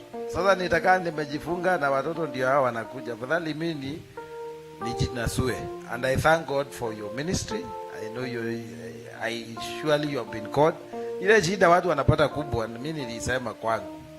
Nasema sasa mimi mahali naenda ni kwa ule jamaa wa Mungiki. Na najua watu wengi it is not very fashionable for wale wamezoea kwenda mahali wanataka jina mzuri. Lakini huyu ndiye amelipa gharama. Sasa kama wewe umefungwa hiyo mara yote, sisi umetulipia, tutafungwa. Kama umepigwa hiyo yote, I mean you pay the price. We would like to, Mungu atusaidie hata sisi tubahatike ama tubarikiwe kwa ile gharama umelipa kama mchungaji wetu. Mimi nilikuja hapa nikajicommit kwa hii kanisa. I am a member of this church. Sasa mimi ndio nasema kwangu nitaleta hii wengine polepole. Sasa wanasikiza Simon K kidogo, wakikosa kusikiza naweka kwa nguvu wasikize. Naongeza volume. Waanze kupata kujua ni nani ambaye na hudumu chini yake. But I am committed here because I think I remember the first day you came, you were almost crying. Na ulikuwa na deni na ulikuwa huna pesa. Hata sasa niko na madeni na pesa inakuja. Lakini hiyo siku nilikuja hapa, okay, it's a good testimony. Kuna mtu yangu alikuwa ameniambia atanipatia pesa fulani. Unajua sasa unakaa akamwambia ngoja. Mimi nilikuja hata sikuwa na pesa mingi, nikaomba, nikaweka sadaka ya 200 tulikuwa tunaweka hapa. MP mzima. Majamaa tukakaa pale kidogo nikapigiwa simu. Hata sikumaliza 10 minutes kaambiwa jamaa kumbe alipata pesa kama juzi. Nadhani hiyo anajua, si nadhani hiyo dhabihu niliekelea hapa ndio ilifanya akanipigia. Juzi tena nikakuja. Nikaambia apostle, na hii madhabahu iko na baraka mingi. Iko business kubwa tunafanya mahali. Sitajaja saa hii kwa sababu bado hiva. Wakati mimi niko hapa tu tunakuja nikaomba hapa. Ukaa kidogo kuingia kwa apostle, napigiwa simu naambiwa mkutano ni next week. Sasa kama nimekuja leo kabisa sina ni kama mambo ni kama president anakupigia simu. So nadhani naomba Mungu hata this guy you see here, this is a king. Lakini amehama kwa kingdom ile baba yake anatumika guka, alikuwa anatumika hiyo ya uko kwao. Nasikia kuna shrine 6 and the Guka was the king of the shrines. So this is a prominent, and you are named after that Guka. Lakini mnashare jina. So it is you. So what it is, this man in that kingdom is what? Is a king. Because it is that man, him. Amekuja ameingia kanisani. Hii kama hii. Hii ni ufalme mwingine ya Yesu Kristo. So here you are not disconnected kule. Ukikuja hapa, you will become a Christian, but you are still connected huko. So whatever sacrifice, whatever anything you do, mahali uko connected, ndio sacrifice inaendaga. Hello? Umenielewa? Huyu sasa ni wa hiyo madhabahu. Ameokoka lakini hakuwa anajua ni nini imemkamata. So he is still under the authority huko. Whatever he will do hapa kwa hiyo ufalme hii, mazao itatokelezea huko. Si hapa. Wacha niwapatie example moja. Nilipohama Mungiki, niliacha Mainajenga kwa Mungiki. Mainajenga is my cousin. Michuki wakati alikuwa minister akaniita, akaniambia kwa sababu wewe tunaona huko na kichwa mzuri na wewe ni mzuri, nataka mfanye mpango. Hawa vijana tuwatoe kwa barabara, tuwanunulie magari zao, waache kutesa watu kwa barabara. Nikaambiwa niende nifikirie what I can do. Nikasema tuwanunulie mabasi. Hii Forward, kampuni ya Forward, it was me. It was my initiative. Na hiyo jina ni mimi nilipropose na kila kitu. Tufungue kampuni. Na sasa vijana wote washikane watu 10 wapatiwe basi moja. Tukaongea na serikali na Michuki na kila kitu. Kisha Mwangi wa Equity akaitwa. Pesa ikasemekana itawekwa kwa Mwangi wa Equity. Sasa vijana 10 wanaenda kwa Equity wanapatiwa basi. Si pesa, basi. Lakini watakuwa kilipa wapi? Na 500 million shillings zikakuwa set aside. It was on a Thursday when I was going to sign hiyo pesa. On Tuesday niko na shamba South Africa, mahali panaitwa Rustenburg. Kwa wale wameenda, shamba kubwa ya apple lakini ziko chini. Nikiwa hapa, meya wa Pretoria anaitwa Molope akanipigia simu akaniambia immediately niteremke South Africa kwa sababu ndio president anasign grants. Hapa unasikia tunasaini nini? Hapa tunasaini nini? Kwa Michuki. Yeah? Buses 500 million. Tuesday nikapigiwa simu. Nikaambiwa nikimbie because that is the time and the president want to meet me. Ule alikuwa huko, ule alikuwa na dance, ule alikuwa naoga. Ukimwi inatoka. Naita Zuma. So he's the one who was to sign. Na nikatafuta ndege immediately na nikapata. In fact, nilitumiwa kila kitu nikakimbia. Wednesday asubuhi kwa sababu nilikuwa niende Tuesday jioni usiku na Wednesday jioni nirudi because it is 4 hours. Kufika huko Wednesday asubuhi nikaambiwa Zuma amesema atakuona kesho Thursday jioni. Bwana asiwe. Na mimi nikaenda kwa hoteli nikaongojea. Thursday jioni saa 8, saa 9, saa 10 hapo hivyo Zuma nikapatiwa report nikaambiwa all your demands, kile kitu ulikuwa nataka imekuwa approved. So there's no need of seeing Zuma. You can go back home. Meya akanipatia kaniambia sasa wewe rudi nyumbani. Your land has been approved. The grant of the government has been approved. Kila kitu imekuwa approved. Kurudi pandi hii nikasikia Michuki nao Thursday. Wakanitafuta kwa simu zangu zote sipatikani. Bwana asifiwe sana. Unajua pale KICC kuna hoteli kwa hapo inaitangwa Tintin. Ngapi unajua Tintin? Tintin wale watu wa kutembea Nairobi. Ninyi mji kutembea Nairobi. Kuna mkahawa hapo chini ilikuwa inaitwa Tintin, sijui kama iko. No itoraga. Hapo chini. Mainajega na wazimu zake alienda kukunywa mkahawa ya Tintin. Alikuwa amekaa hapo na watu wake wakipiga story. Nataka nikuonyeshe venye madhabahu hufanya kazi. Nimeitisha pesa kwa jina la Mungiki. Kwa sababu ni vijana wa Mungiki nataka tusaidie. But mimi nilihama Mungiki. I am not a member. Sasa hiyo mimi niko CFF. Na ndio kwa sababu niliwaliona kwa sababu ako CFF, ako na huyu mzee, this man must be genuine. Na walipigia mpaka Harrison, wakauliza Harrison, huyu kijana ako aje? Akasema modo ni mwaoyo. Lakini sasa nimepelekwa. Michuki wakanitafuta saa 3 kwa sababu tulikuwa tuende tusaini. Maina alikuwa hapo saa 3 kukunywa chai. Ndio wakaabiana na ule mwingine si anaweza kusaini. Wakasema ndio, hebu tafuteni yeye. Wakumpigia simu iliingia kang mara moja, hata ikulia mara 2. Akaulizwa uko wapi? Niko hapa Tintini, baada hapa Harabe House. Umeona? Kwa sababu me have not been servicing the altar of Mungiki. It is Maina who was servicing the altar of Mungiki. So anything ambayo ningeitisha kwa jina ya Mungiki inaenda kwa nani? Maina ndiye alisaini. Ile gari Maina anaendesha saa hii ni signature yangu. Ni sweat yangu. Nikapelekwa niliondolewa na hiyo madhabahu ya Mungiki, nilirusha mpaka South Africa. Kufika South Africa ikasainiwa na sikuona president. Kurudi nikakuta huko kumesainiwa.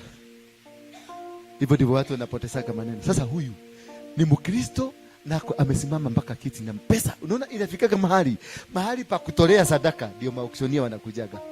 Kwa sababu mahali wale wasee walikuwa natoa sadaka. Kwa sababu kuna kiwango ya pesa ile ilikuwa inatolewa. Sasa ikifika siku hiyo ya kutoa sadaka, mzee anaambiwa unaitwa nani? Ngale. Ngale ni nani? Ni mwenye sheraini. Leta tamari. Umeona? So where they used to sacrifice, ndio unaonanga kwenu kuna mwezi wa 8 kuna accident ama kuna kifo. Kwa sababu hapo ni homadhi chagira buri ya igongona. Niko wate chago buri. Na ikikataa kuitoka mtu anakufa. Si mmeelewa hapo? So was for you to be blessed, giving ile tunataka sacrifices. Ukitoa kanisani na kwenu bado mlikuwa madevotion, hiyo sacrifice inataka kuchokelezea kule kwa madevotion because wale ndio wamekushikilia. So ndio nasema lazima ukatwe. Ukiokoka fuatilia kabisa, ukatwe ndio upatiwe channel yako ya baraka. Bwana Yesu asifiwe sana. Milioni 500 ilienda na mwanaume na hakuwa amesweti, alikuwa ameenda kukunywa chai. Na hata tuogeage, hata saa hii tuogeage na huyu jamaa. Sababu alisema wanasemanga niliwasaliti, niliwauza kwa Wakristo ndio amedilie kwa shoboa kama tuoroni. Umeelewa sasa? Lazima ujitenganishe 100% from this altar when you get to another altar. Otherwise, ikiwa the altar iko na ango yako ni adhia kwako, maundu maria mothe uliruta kanitha ono githika kanitha kao, baraka zote zinaingia kwa wale. Unakuta wale wananunua magari unashindwa. Ndio unaonaga watu wa dunia wanaendelea kutajirika na nyinyi mnaendelea because all the sacrifices mnatoa benefits ndio wanarip kwa sababu wao ndio wameshikilia altar ile na kutawala. Ukaribu. Sasa watu wa dunia ndio unaona kwa Wakristo wengi wameacha kanisa. Sasa watu wa dunia ndio wanaendelea kubarikiwa. Sisi mimi nimeenda kanisa miaka yote, tangu nienda kanisa ndio nilifilisika. Utafilisika kwa sababu channel uliwacha huko ile ilikuwa inaletea pesa kwako. So ukirudi huko unaona umeanza milango inafunguka. Ukirudi kwa dunia unaona milango inaanza kufunguka. Ukirudi kanisa milango inafungika kwa sababu ile ni altar yenye imebeba baraka zako. Na ukipatikana anti yako ama kango yako anaendaga huko kutoa sacrifice, the altar is still alive and kicking. So you must disconnect yourself 100%. Na hiyo kitu nimejua tu 3 years ago ndio nimefaulu. Nika disconnect kabisa. Line yangu nikatengeneza. Si unaona line yako venye iko mzuri? Si iko mzuri? Mpaka huyu. This man is a great man. And from today I'm telling you, from today, this day, I'm going to disconnect you from that line. And you will sit in parliament. And you will become, kwenu ni wapi? Mbeere North. You will become a man that will be recognized by the entire Meru and the Mbeere North. And it will be making decisions on behalf of the community. And the sky, ukikaa mzuri hivi. Sawa tu. Umemaliza kuongea? Nilikuwa nataka kuongezea jambo moja ulikuwa umesema ni confirm. Mimi nilikuwa nachunga sana kama ni kuku ama nguruwe, but zote lazima zinakufa sana. So ukisikia hii damu inaitisha hatukuwa tunachinjia zile madhabahu. So hata ukiangalia, nilikuwa naongea na my cousin jana, na tunaangalia the entire extended family. Hakuna mtu wako na ng'ombe mingi ama kuku mingi ama vitu zote za damu zinakufanga. Na labda maybe mwishowe nikisema ni swali. Sasa ukijitenganisha wewe na sema bibi yako hajajitenganisha, ile madhabahu ya bibi, kwa sababu mko kitu moja, bado imekushika, ama nikijitenganisha mimi. Sasa wewe ndio high priest, mwanaume ndio high priest ndani ya nyumba. Sasa you command the rest. Thank you. Ni wewe kuja haraka sasa tu wa mwisho, si ndio? Ndio tuombe tuende. Naona watu wamechoka. Bwana asifiwe. Bwana asifiwe tena. Naitwa Lois Mary Wanjiro Nderitu. Nashukuru Mungu kwa wokovu. Hapa nimekuja sasa, hii ni mara ya 3. Nilikuja last Sunday, lakini first Sunday vile nilikuja, kuna swali niliuliza watu. Unaweza kuwa uliokoka na kuna watu wanakudhihakingi, kwani wewe Mungu wako ako wapi? Sasa kwetu kuko hivi. Nikiangalia kulingana na mafunzo, sikuwa naenda kanisa. Mimi nimekuwa tu nikiangalia mapasta kwa online. So wakati niliamua mimi sitaenda kanisa, niliambia Mungu nataka mahali tutakuwa tunaona vitu zinafanywa live. So mimi sikujua apostle kwanza, kuna ule anaonyeshanga live, huyo ndio nilijua na nikasema nitamfuata. Lakini sasa mali huko ni mbali, maybe uwezi fika juu hauna hiyo uwezo. So mimi wakati tulikuwa tunaendelea tu na YouTube, ndio nikapata apostle kwa Vincent. Nikaendelea kumfuata, nikampata kwa Saimokei, nikapata Bethel. Sasa nikawa na follow. So nikawa sasa na follow, nikisikia ule nilikuwa na follow mbeleni na huyu difference ni kidogo sana, lakini nataka madhabahu ya kuwa naenda kila Sunday napata. Kila Sunday nataka kuenda kanisa. Sasa wakati nilimjua mimi, nilienda pale mara moja, kuna ile sacrifice inaitishwa, si ndio? Wewe hauna. Sasa ndio nimekuja kujua sacrifice ni wewe pesa yako kibinafsi. So mimi ndio nakuanga napenda Mungu sana. Sasa mimi ni kama na lead sisters zangu ama family. So wakati niliona Ezekiel, nikaambia sisters zangu aje, na huyu mchungaji vile anafunza, mimi sijaisikia mwingine akifunza hivi. Mambo ya sacrifice hatukujua, altars we didn't know. So nikajua through Ezekiel.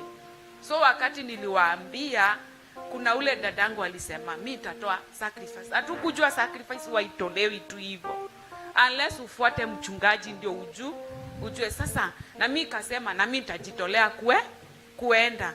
Sasa wakati nilienda, unapata bado tuko kwa ile shida.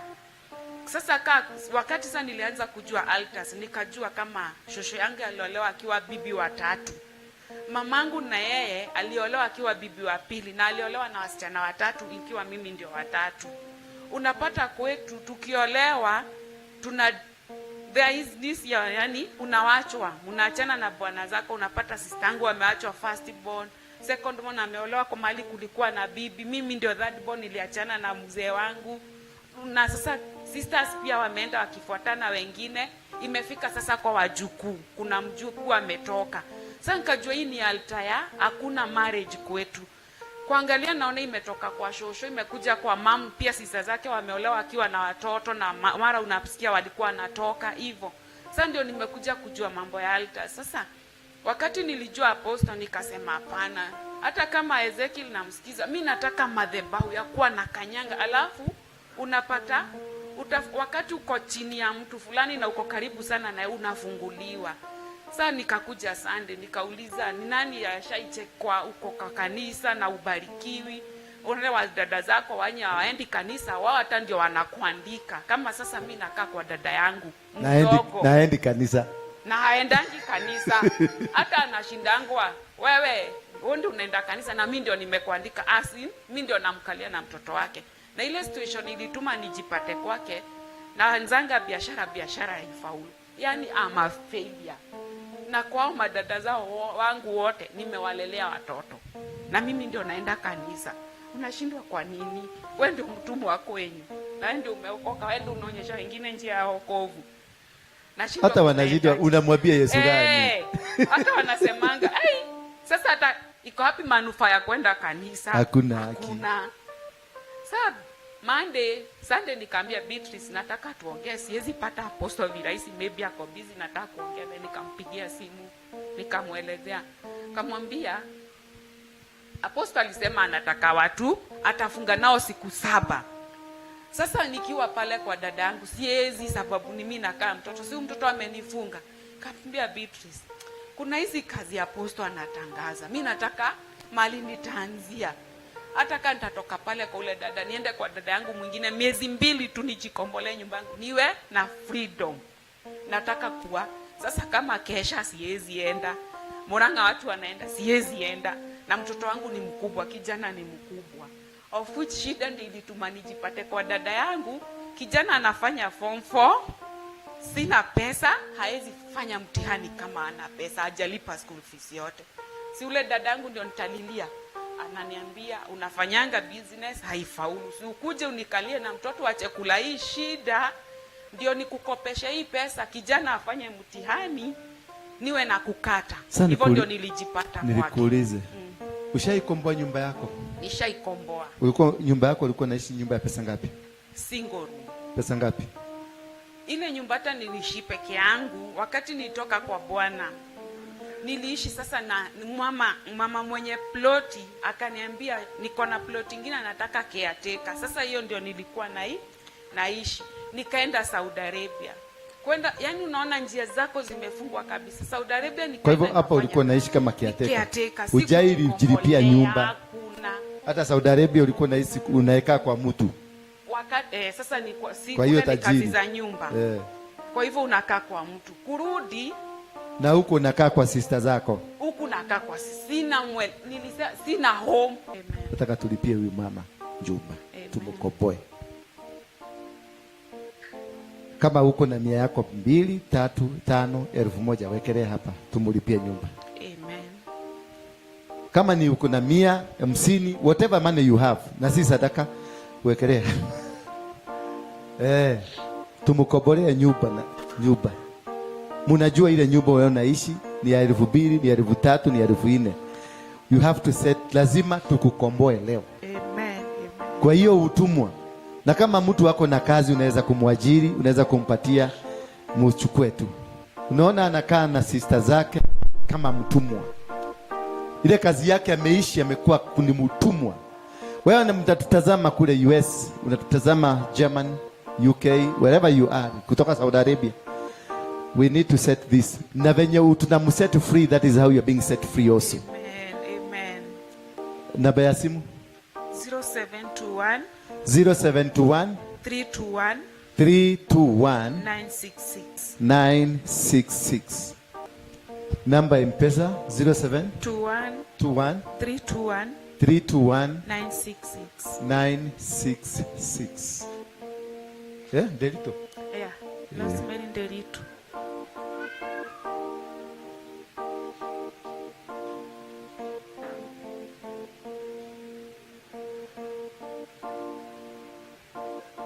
Ngapi? At 100. Weka hapa. Zipange vizuri. Zipagike. Weka 1,000 vizuri. Hivyo chukupanga hiyo na hiyo na hiyo nyingine. Na hiyo nyingine. Sasa chukua 200. Hiyo ni ngapi? Hiyo ni 800. Chukua 200 hapo. Weka hapo, funga na 200. Chukua noti ya 200 ufuke nayo. Hivyo funga. Weka hapa. Hesabu hii tena.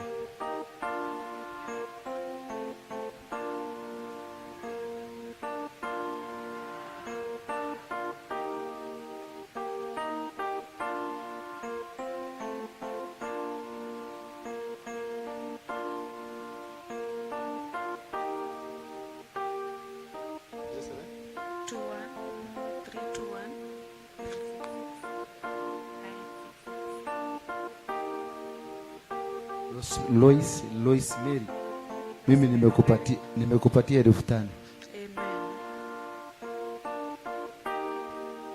Sasa wakikuona kwa huko watakwambia lete pesa. Angalia simu yako iko na pesa ngapi? Ile umetumiwa zote. Chukua simu yako utuambie iko na pesa ngapi yote ile umepata.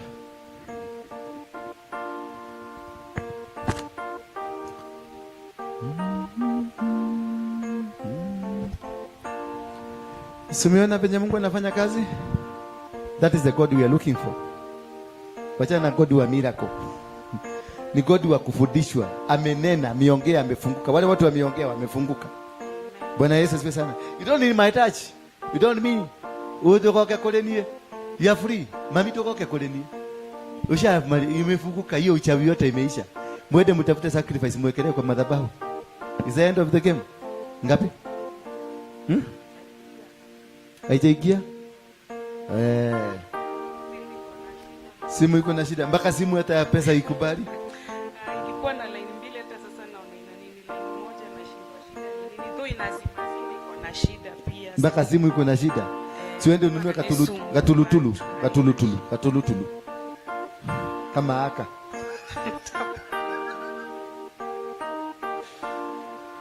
Sasa ndio nasema unaweza pitishwa mambo magumu na Mungu, lakini kuna siku Mungu hufika tu anakukumbuka.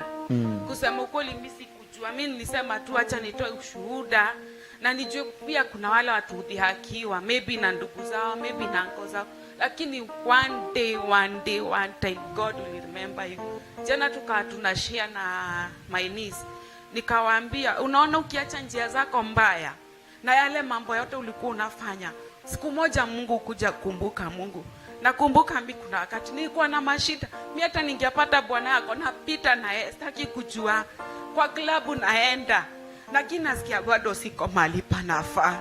Ikafika mahali mimi mwenyewe tu ndio nilijiita kama mkutano, kasema hii mambo nafanya hainisaidii, si niwache tu. Kusema ukweli, wakati hata sikuhubiriwa na mtu, hata sikuwa nimejua hata Ezekiel, mimi mwenyewe tu ndio nilikaa chini nikasema wanaume nimeachana nao na sitasema mwanaume atanisaidia. Afadhali sasa hata kuwa hii mtumwa kuliko kusaidiwa na mwanaume na unalipa na mwili yako. Nikasema mimi mambo ya wanaume na sasa nimekaa miaka 2 na bila kufikiria mwanaume. Bila nini? Bila mwanaume. Mungu ni mwaminifu. Ukiamua kitu na roho yako, Mungu wa mwaminifu. Wale wanajua kuchovya. Wakiona mtu anaonanga toro ade hadisamu. Ati apostle ni mtoro na ni muhadisamu. Wewe sikiliza hii story hapa. Kasa boroti. Sema kasa boroti. Kasa boroti. Umeona? Kukasa boroti. Acha niwaambie ukweli, mimi wangapi wametuma kwa simu? Umetuma ngapi? 1000? 1500? 2000? 200, 2200. Nani mwingine? Charedi umetuma? Umetuma ngapi? 300, 2500. Na wewe? 100, 2000, 600 plus 5000 plus 5000, 7000, 600, 100, 7000. Wewe umepata ngapi hapa? Mwenye hesabu hii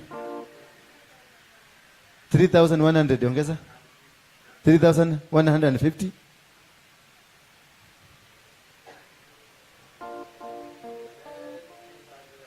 $10,850. Amen. Thank you Lord. Thank you. Sasa acha niongeleshe wa mama. Kuna wale wa mama usema lazima mwanaume akusaidie ati ndio uweze kuishi. Wachana na mwanaume, tumainia Mungu. Na siku yangu sasa kama imefika, hata yako itafika. Mshukuru Mungu kwa kila hali unapitia. It is a testimony. Beatrice tuliongea na aliniambia, unaweza kuwa unapitishwa hiyo yote ikiwa testimony yako na kufunguliwa kwako, na tutazidi kukuombea. Juu hata mimi ni wala watu unaomba lakini hakuna majibu. Kasikia apostle akisema kama unaombanga na hakuna majibu, wacha kuomba, seek. Ndio nikasema nakuja sasa kuwa nasikiza. Hata leo vile nimekuja, ni bahati kuwa tumeambiwa tukuje mtoto ashonae uniform. Niko na katoto nimekaacha kwa sistangu. Anaishi Roysambu, mwenye naishi kwake kuna mwingine Dandora. Kaniambia nenda Dandora mshonae uniform. Kajua nimepata nafasi ya kukuja mafunzo. Juu singekuja kama ningekuwa Roysambu. Nikasema na sasa nimepata chance, wacha niende nikapate hiyo mafunzo. Ndio nikaambia watu, nikaambia hata nisi yangu, hizo mambo mnafanya, wanaume kando kando, hizo tabia zako ambayo unafanya, hebu acha na uone Mungu. Na si Mungu wangu amekuja. Na wewe unatoa testimony na unajenga wengine. Haijalishi wataongea nini. Siwezi sema ati ule dadangu ajanisaidia, ndio amekuwa akinisaidia. Na hata wakaona, mimi nawashukuru na nawaombeanga Mungu afungulie njia. Lakini naweza taka wokovu kwa familia yetu. Ndugu yangu ni ule mlevi, akipata pesa, hata akipata 20,000, kesho ukimwambia nipe 100, hana. Lakini wanashinda. Nawaambia si twende kanisa, atakuuliza naenda kanisa kufanya nini? Wewe mwenyewe una shida. Mimi utanipeleka nisaidike aje? Unaona? Sana ujua Mungu anatumianga mtu mmoja kuleta wokovu kwa wengi. Najua Mungu mwenye amenikumbuka atakumbuka pia wale tumezaliwa nao. Na Mungu awabariki. Oh yes, mpigieni Yesu makofi. Chukua pesa yako, uende utafute nyumba. Beatrice, umsaidie kutafuta nyumba, uhakikishe ako na nyumba mahali pazuri, na if any need ikihitajika tutamsaidia. Bulangeti, tuliletewa mabulangeti hapa, tutakupatia bulangeti 2. Si ndio? Tupatie bulangeti 2, turudishe. Siku ya kupatia wazee ikifika tutarudisha. Na mattress. Tuna mattress yuko? Yeah? Kuna mpya? Buju nikashokile. Na siku hizi Buju kanaenda. Unaenda wapi? Kuna mattress huko chini? Sawa. Tutaangalia. Tutakupatia mattress, blanketi. Hii wewe ukoboe nyumba. Unaweza pata nyumba ya 2,500 ama 3,000. Alafu utakuja tutakuona namna gani tutakusaidia. Simameni tu kwa miguu yetu tuweze kuwashukuru worship team. Nataka tu ujipeleke mbele za Mungu. Kumefunguliwa. Tumefanya nini? We are free. Sema I'm free. Sema I'm free. I am free. Tulianza na mzee kufunguliwa, tumekuja every one of you. Kama kuna kitu ilikuwa imekuzuia, na nimeona tulikuwa tukidili na pepo ya wazazi. Pepo ya nani? Pepo ya wazazi na familia, misingi ya kifamilia. Because ile story nimeona imekuja sana ni hiyo, na watu wamefunguliwa. Sio tu tulikuwa na hiyo story kama hiyo. God has blessed you. Lift up your hand tuseme. Sema Bwana Yesu, asanti kwa kunileta mahali hapa. Na hata kunifungua. Nitakutumikia. Nitafanya kazi kwako.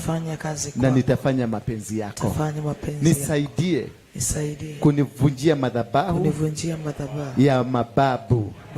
Generational curses, family curses, territorial curses, personal curses. Zote ninaziondoa katika jina la Yesu Kristo. I declare and decree that from today I'm free from evil altars that have been dominating me. And I declare and decree from today I have my altar. Heavenly altar. Heavenly altar. Heavenly altar. From my God who is in heaven.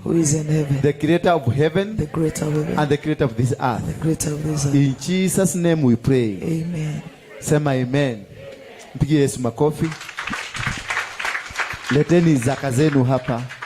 Kwa sababu ya hivyo tumesema wekeleeni masadaka. When we have a declaration, mnaleta zaka, alafu sasa ndio tutafanya the next move. I hope we are right. Are you okay? Tuko sawa? Yes, kuna watu walikuwa nataka watoto walikuwa dedicated. This is the right time. This is the right time. Vitoto vyote ambavyo viko hapa, bring them. Vitoto vyote ambavyo viko hapa, bring them. All the children. Wekele hapa.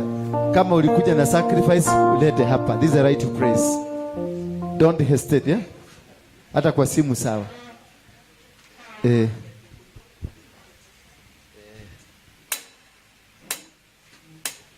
Yes, sir. Oregon. Hii ni Oregon. Oregon. Simama hapo msalimie. Akuone. Bwana asifiwe. Mimi naitwa Ibrahim. Nilikuwa nimetumwa na my aunt from Oregon.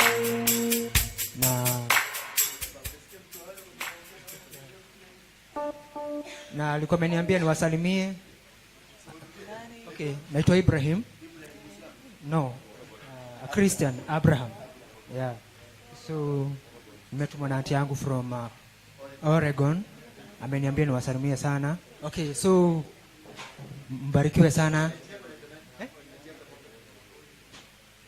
Waruinge tahi. So from Oregon, USA. So mbarikiwe sana. Waboi ako Oregon. Yani zile simu nimepigwa kutoka all over the world. This is the story. Hata Waboi Oregon ni madhabahu ya wachawi na uganga. Ako Oregon. Lakini imemfuata mpaka wapi? Haitabui. Uliingia ndege ikaingia ndege. Ukaingia kwa wazungu ikaingia kwa wazungu. Ukafanya hivi ikaingia. Haitabui. Lakini from today uchawi yote kwenu imeisha in Jesus name. Bwana Yesu asifiwe sana. Simameni tuombe. Tuache tuombe kwanza. Baba, katika jina la Yesu Kristo, ninakuabudu na ninakushukuru kwa sababu ya stakabadhi hizi za usafiri, madigrii na vitu vyote vyombo ambavyo vinatumika katika kutafuta kazi. Ninavunja madhabahu yote ya uchawi na uganga. Madhabahu iliyofunga watoto hawa wasipate kazi. Angalia jinsi umemfungua huyu mtoto, ataenda kukomboa nyumba yake. Ataishi nyumba yake siku hii kwa mara ya kwanza katika maisha yake. Mwanaume huyu umemfungua kutoka kwa madhabahu ya njuri njeke na wazee ambao walikuwa ni waganga na wachawi. Huyu mama, Baba, umemfungua kutokana na mtoto wake ambaye amepagawa, ameshikwa na mapepo na nguvu za giza. Wote waliokuja hapa, hata mzee huyu, Baba, kawabariki wote. Wamboi akiwa Oregon. Oh my God, thank you Father. Because you can traverse, distance is not a barrier. Wale wako UK wote wakabarikiwe. Wale wako Sweden na Italy, wako Switzerland na wako Norway na Belgium, wote ukawakumbuke Baba. Wako Gulf kote ukawakumbuke, wako Amerika, wako Australia, wote ukawakumbuke kwa njia ya upana. Maana uliniambia mwezi huu ni wa kuvunja madhabahu ambayo imeshika watu wote wa Kenya. Ninavunja madhabahu yote ya wachawi, ninavunja madhabahu ya urogi, ninavunja madhabahu ya Freemason na Illuminati na devil worshipper, zote na hasambaratisha katika jina la Yesu Kristo. Ninawaacha huru sasa. Hii sadaka ambayo imetolewa naitoa kama sadaka ya kuteketeza, ya kumaliza na kuangamiza ngome zozote na mipango yote ya kishetani. In Jesus name we pray. You are free. Niletee watoto wote hapa mbele. Kuja na watoto, kuja tuna mtoto wako, kuja. Come here. Come here. Watoto kuja hapa, kuja hapa. Kuja hapa. Vitangulizwe mbele, vitangulizwe vitoto mbele. Vitoto vitangulizwe, kuja hapa. Vitoto, you are angels. Sema angels. Haya. Akaleta nikashike. Sasa hivi nimeona nimefanya, hii ndio kudedicate wani? Dedicate mtoto. Hivi tu, hakuna maombi mengine. Hivi nimemshika. Amemleta kwenye mikono ya kuhani. Bwana Yesu asifiwe sana. Niletee mtoto wako hapa. Nuli matu. Mulete kwenye madhabahu. Nimtoe kuzimu. Lete hivi. Ninakupokea katika jina la Yesu Kristo. Ninakutoa kuzimu kwa shetani, kwa devil worshipper. Ninakukabidhi kwenye madhabahu ya Mungu kutoka leo. Ukafanye kazi ya Mungu na ukaweze kunawili na kupaa katika kila anga na kufanya kazi ya kuvunja madhabahu ya shetani, ya devil worshipper yote na Illuminati na Freemason, na hawatakuweza, hawatakuona tena. Na kwenye mchanga ulioukalia ambako ulizaliwa kwa waganga, ulizaliwa kwa maroho ya kifo, kutoka sasa ninakutenganisha na mchanga huo. Ninakutenganisha na nguvu zozote za giza ambazo zimetawala maisha yako. In Jesus name. Thank you. Wewe toka, weenda, wacha na huyu. Kaa hapo. Baba, katika jina la Yesu Kristo, watoto hawa ni wako. Kama vile Hana alilete Samueli kwenye madhabahu, ndiposa aendelee kutumika katika nyumba yako. Watoto hawa ninawaweka wakfu katika nyumba hii, ninawaweka wakfu kwenye madhabahu yako. Misingi ya magonjwa, misingi ya kuchukiwa, kudharauliwa, kunyaganywa na kufunga ndoa ambazo ni za kishetani ninaikanso. Maroho ya Illuminati, ya Freemason na hata devil worshippers, waganga na warogi na wale wanaangalianga kwa macho wanalaani, yote ninaiondoa kutoka kwa maisha yao in the mighty name of Jesus Christ. You're free now. Sema amen. Amen. Wewe simama tu, lakini utabaki hapa. Acha na mama yako aende. Wewe wao twalile ku. Wewe la fafa. Leo twagutunya kuma ko leo. Nimekuchukua. Baba kuja. Najua kuna mzazi, lakini pia na wewe nataka kukutoa kwa Julie cheke. Pata tu hapa.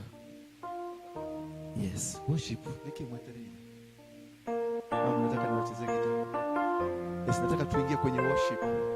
Kwenye hii worship kuna kufunguliwa, tutafunguliwa. Kuna watu mmekuja, kuna yule mama wa kansa. Ako wapi? Eva, mulete.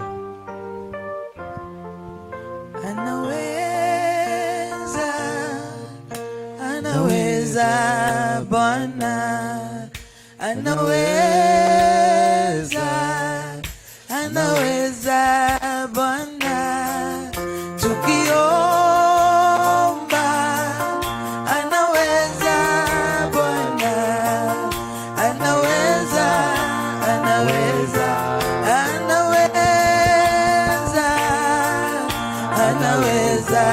mwambie anaweza. Fungua moyo wako, mwambie anaweza. Ana uwezo wa kubadilisha maisha yako. Ana uwezo wa kuponya wewe. Ana uwezo wa kubadilisha misingi ambayo imekuzuia. Anaweza Bwana, anaweza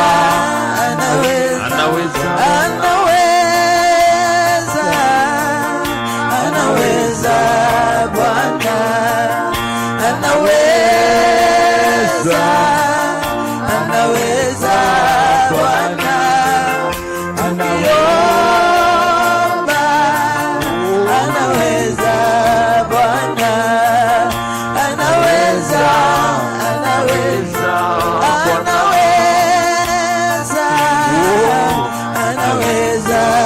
Bwana,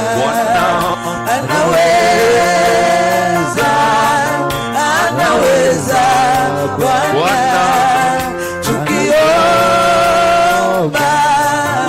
anaweza Bwana, anaweza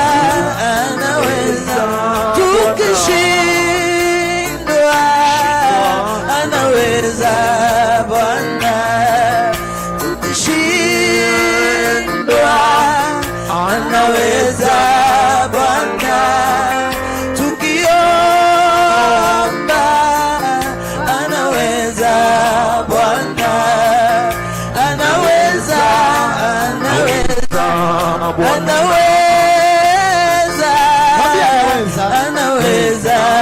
Bwana,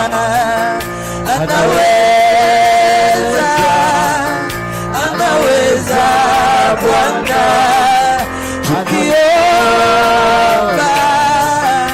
anaweza Bwana, anaweza tukilemewa anaweza Bwana, tukilemewa anaweza Bwana, tukiomba anaweza Bwana, anaweza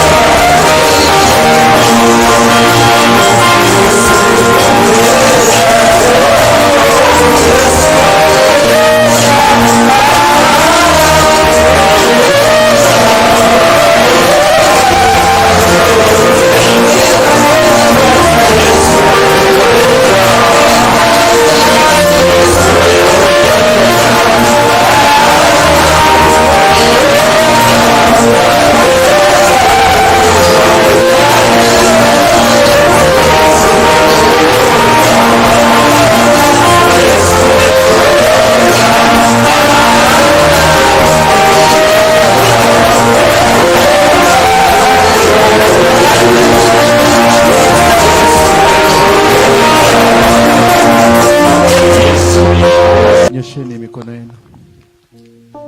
Ni wangapi wamewahi kuona muujiza? This woman is cancer. Ako na cancer.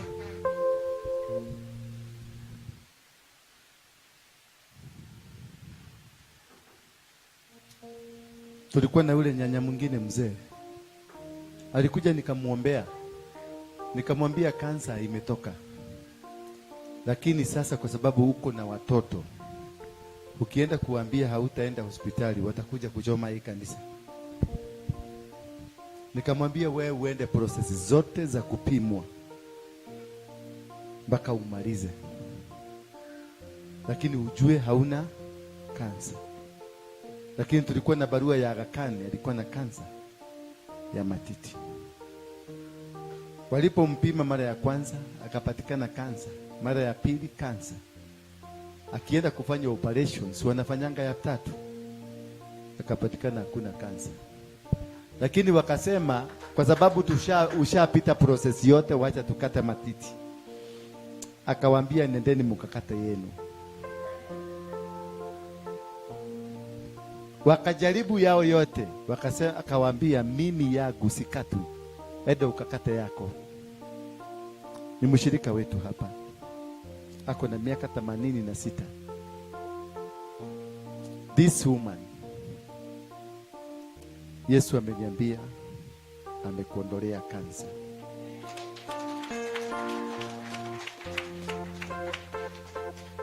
Cancer is gone. Cancer is gone. Lakini kwa sababu ya watoto uendelee na process. Lakini watakupima. Utajua, madaktari watasema hauna kansa. Imeondoka. Imeondoka. Imeondoka. Imeondoka. Imeondoka. Thank you, Jesus. It is gone. Lakini ako na watoto wakubwa, wakisikia wanasema ni ile makanisa. Wakisema wewe ndio pimwe, enda pimwe. Lakini hauna kansa. Imeondoka. My brother, madeni yako yote, no auctioneer. The next time you buy, you will become. Whatever that you want, you will become. Kuna mchango nilete? Lete. Hiyo ni hapo kwa hiyo shrine. Weka tufungua tuone. Fungua tuone. Sasa huyu mzee. Tupumuzize huyu mzee, si ndio? Huyu mzee mwenye hii shrine tumwapia aende kwao. Awachane na huyu kijana. Si ndio? Good. Hii ni ya? Hapa ndio alikuwa anatengeneza mvua. Tuitishe mvua leo. Mvua! Hii ndio ya shrine. Na hii ni ya nyumbani. Nini hiyo ingine kwa hapo? Hiyo. Ni mataa mpaka mataa ya gari. Yes. Na hii ni nini? Ulienda wapi? Wewe unakuchaka unaenda, unakuja unaenda, unakuja unaenda. Niki kiuru. Nini nakusubua? Dali keshagi. Niki jweli haruga mogo. Chokata udiwe, tia udigeshagi wewe. Utawira guko. Ya shiraini ni gani? Okay, sawa.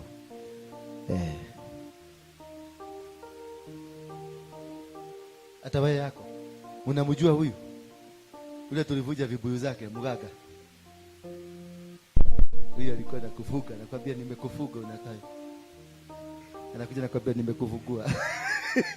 Fuga huyu mama.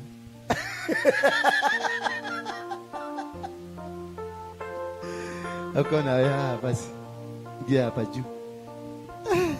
Huyo ni wake leo. Mamushi. Okay. Ya shrine ndio nataka. Huyu mzee. Shika na mikono yako pili. Hii ya shrine, ile ya shrine. Hii ndio ya mvua. Ya shrine. Shika na mikono yako pili. Uko na sacrifice? Ulilete? Sawa. Unaitwa nani? Na huyu mzee? Nyaga. Ngari.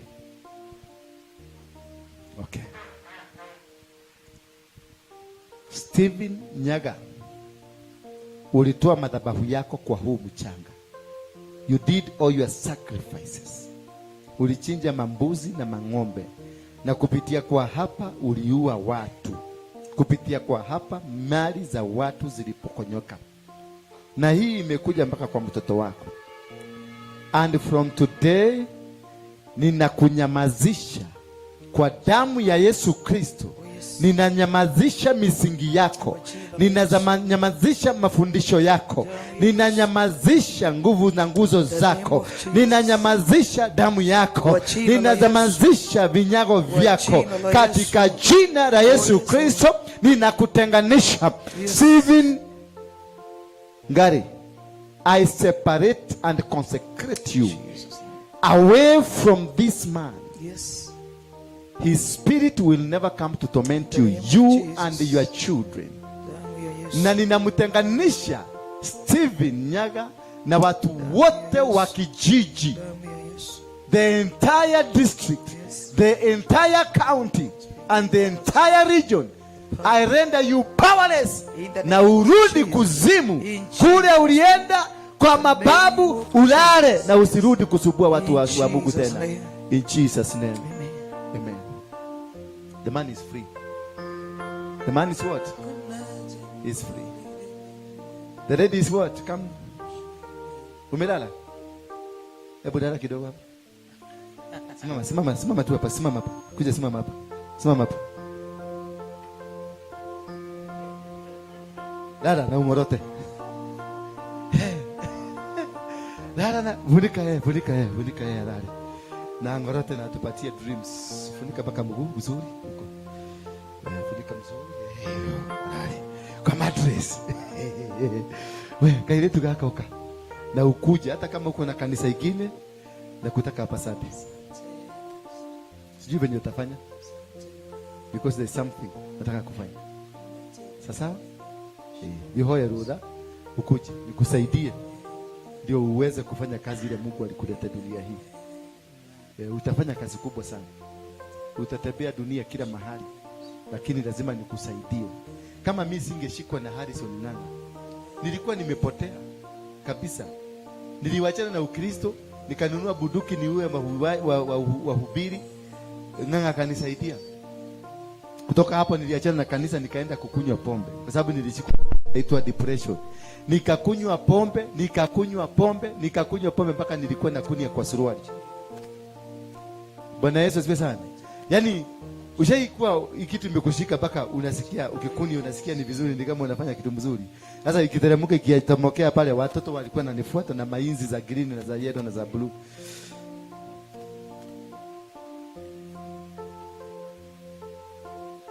That is how the devil can take you. So you need the right person to be in your life for you to succeed in life. Ukikutana na watu wanataka tu bego yako, wanataka kile, they will use you. They will destroy you. Wakati nilipatana huyu mzee anaitwa Harrison, alinifuata mpaka akakuja mpaka hapa. Jana wale walikuwa hapa, simuliona alinipigia nikiwa nikihubiri. When tulikuwa alinipigia, anataka kujua what are you doing? What are you doing now? Saizi yako Dadora, alikuwa ananiambia kuja Dadora kesho. Kwa sababu anataka nikue. Anataka niinuke. Bwana Yesu asifiwe sana. Lakini kuna gharama ya kuinuka. You have to pay the price. Bwana asifiwe sana. My sister, can I talk to you? May the Spirit of God fill you in all that you endeavor to do. I set you free. No powers of darkness, no spirit of wickedness and rejection will ever torment you anymore. Anything that you lost, it is back. Ndio hiyo inakuja. Kila kitu kuja, chukua baraka zako. Mtu akuje hapa achukue baraka zake. Kuna jambo lililo ngumu la kumshinda. Chukua baraka zako, chukua baraka zako, chukua baraka zako.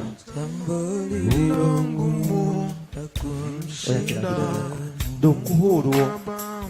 Mungu amekufungua. Mungu amekufungua. Mshikilie vizuri. Mwache aende. Aisha alikuwa. Wewe ni klasi moja.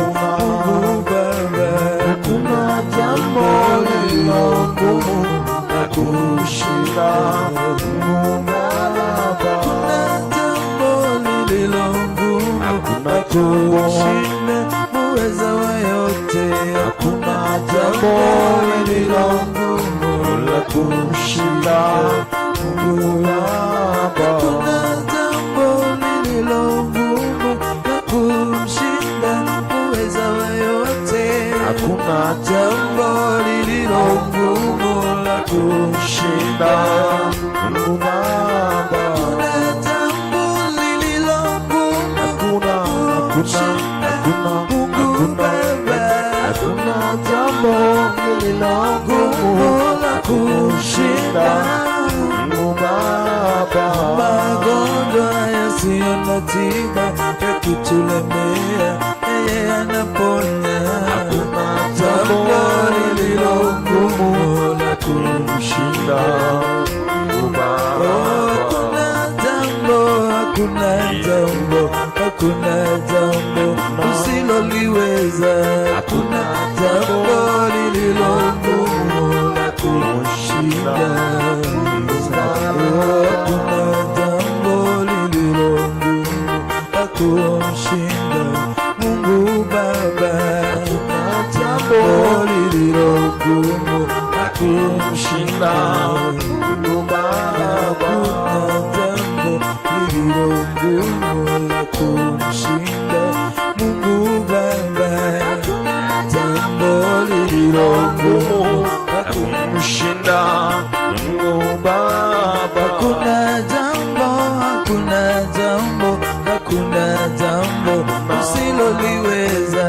Hakuna jambo lililo ngumu la kumshinda Mungu Baba. Hakuna jambo lililo ngumu la kumshinda Mungu Baba. Hakuna jambo lililo ngumu la kumshinda Mungu Baba. Hakuna jambo, hakuna jambo, hakuna jambo usiloliweza. Hakuna jambo lililo ngumu la kumshinda Mungu Baba. Hakuna jambo, hakuna jambo, hakuna jambo usiloliweza. Hakuna jambo lililo ngumu la kumshinda Mungu Baba. Hakuna jambo, hakuna jambo, jambo lililo ngumu kwake. Hakuna jambo lililo ngumu la kumshinda Mungu Baba. Hakuna jambo lililo ngumu, hakuna jambo kumshinda Mungu Baba. Hakuna jambo lililo ngumu la kumshinda Mungu Baba. Hakuna jambo, hakuna jambo, hakuna jambo usiloliweza. Hakuna jambo lililo ngumu la kumshinda Mungu Baba. Maisha yote yakiwa magumu, yeye Mungu anaweza yote. Hakuna jambo lililo ngumu la kumshinda Mungu Baba. Hakuna jambo lililo ngumu la kumshinda Mungu Baba. Hakuna jambo lililo ngumu la kumshinda Mungu Baba. Hakuna jambo lililo ngumu la kumshinda Mungu Baba. Hakuna jambo lililo ngumu kushinda Mungu Baba. Hakuna jambo usiloliweza, hakuna jambo lililo ngumu na kumshinda Mungu Baba. Hakuna jambo lililo ngumu na kumshinda Mungu Baba. Hakuna jambo usiloliweza Mungu Baba. Hakuna jambo lililo ngumu na kumshinda Mungu Baba. Hakuna jambo lililo ngumu na kumshinda Mungu Baba. Hata kwa vifungo tulizofungwa nazo, wewe Mungu unatufungua. Hakuna jambo usiloliweza Mungu wangu wewe. Hakuna jambo usiloliweza. Hakuna jambo usiloliweza Mungu Baba. Unaweka huru Bwana, unakomboa. Hakuna jambo usiloliweza. Hakuna jambo usiloliweza Mungu Baba.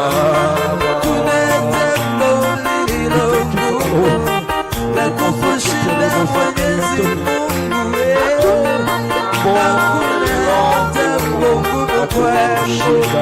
Hakuna yakitulemea wewe Mungu wetu, Muumba wa vyote, unaweza Bwana. Hakuna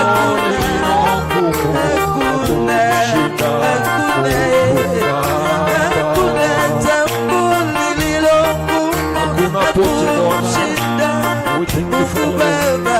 Hakuna jambo lililo ngumu na kumshinda Mungu Baba. Hakuna jambo lililo ngumu na kumshinda Mungu Baba. Hakuna jambo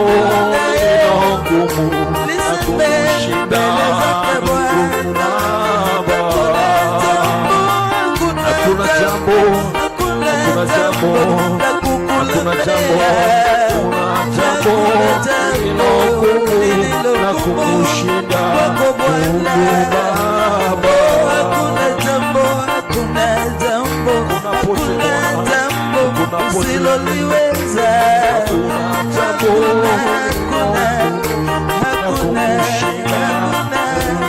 Wewe ni Mungu mwenye nguvu zote, hakuna jambo naweza kukushinda. Hakuna kukushinda, mwenye mamlaka na uweza wote, hakuna lile la kukushinda. Hakuna Mungu kama wewe. Hakuna jambo lililo ngumu kumshinda Mungu Baba. Hakuna jambo kwako Bwana usiloliweza. Hakuna jambo lililo ngumu na kukushinda Muumba wetu. Hakuna jambo lililo ngumu na kukushinda Mungu Baba. Kwa nini jambo hilo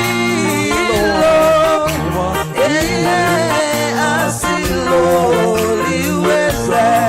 Imba kwa nini jambo hilo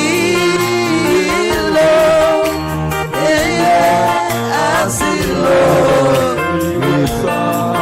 Imba tena, kwa nini jambo hilo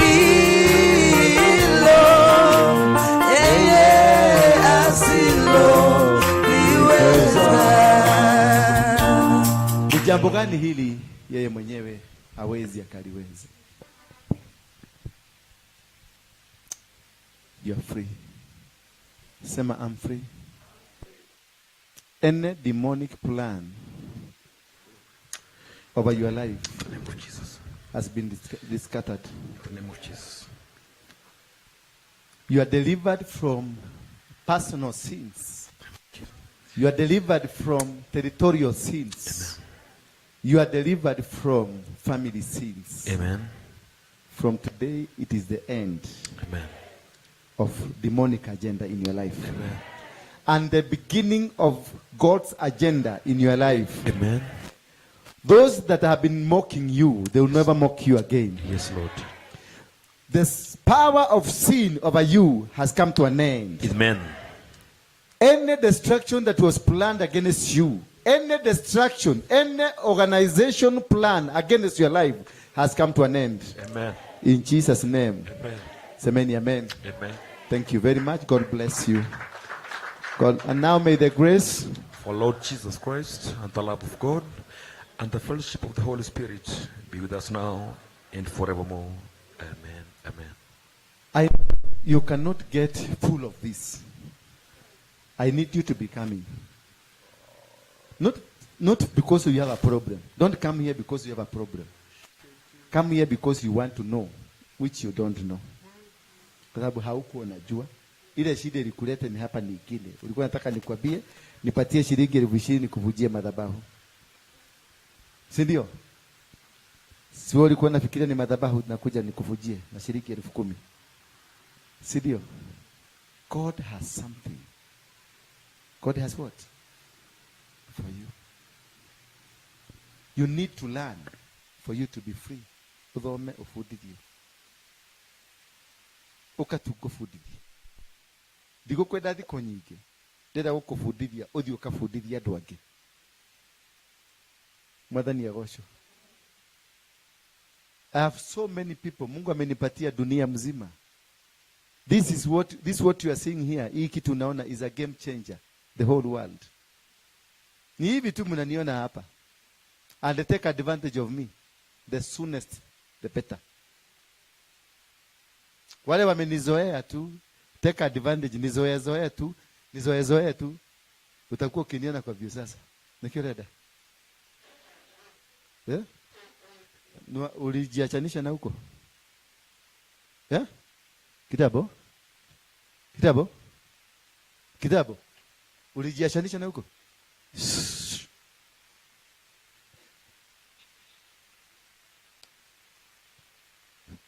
Out. Mwache sasa. Mwache huru.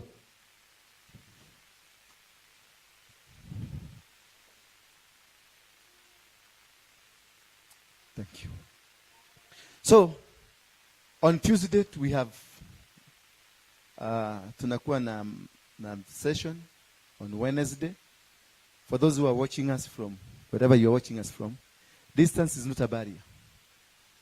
You can participate wherever you are. Kama uko America, Germany, Sweden, Italy, wherever you are. I know you love me. I also love you. And for those who are in this country, in Nairobi, tuko kwenye mzunguko wa City Stadium. Then njia ya kuingia Muthurwa, there is a building here. It's a 3-story building. They call it Mang Center. Kuja hapo tu ghorofa ya pili utatupata. Any day utatupata. Don't come looking for apostle. Come looking for God. Mtafute Mungu. Hata mimi naamukanga kwenda kumtafuta Mungu. Hata mimi nikifanya kazi nafanya. I'm still looking for God. You are blessed. Our number ziko hapo kwenye screen. And for those abroad ambao wanataka kutuma sadaka zao, tuma tu. We have a number. We are going to increase more numbers so that you can have an interactive session.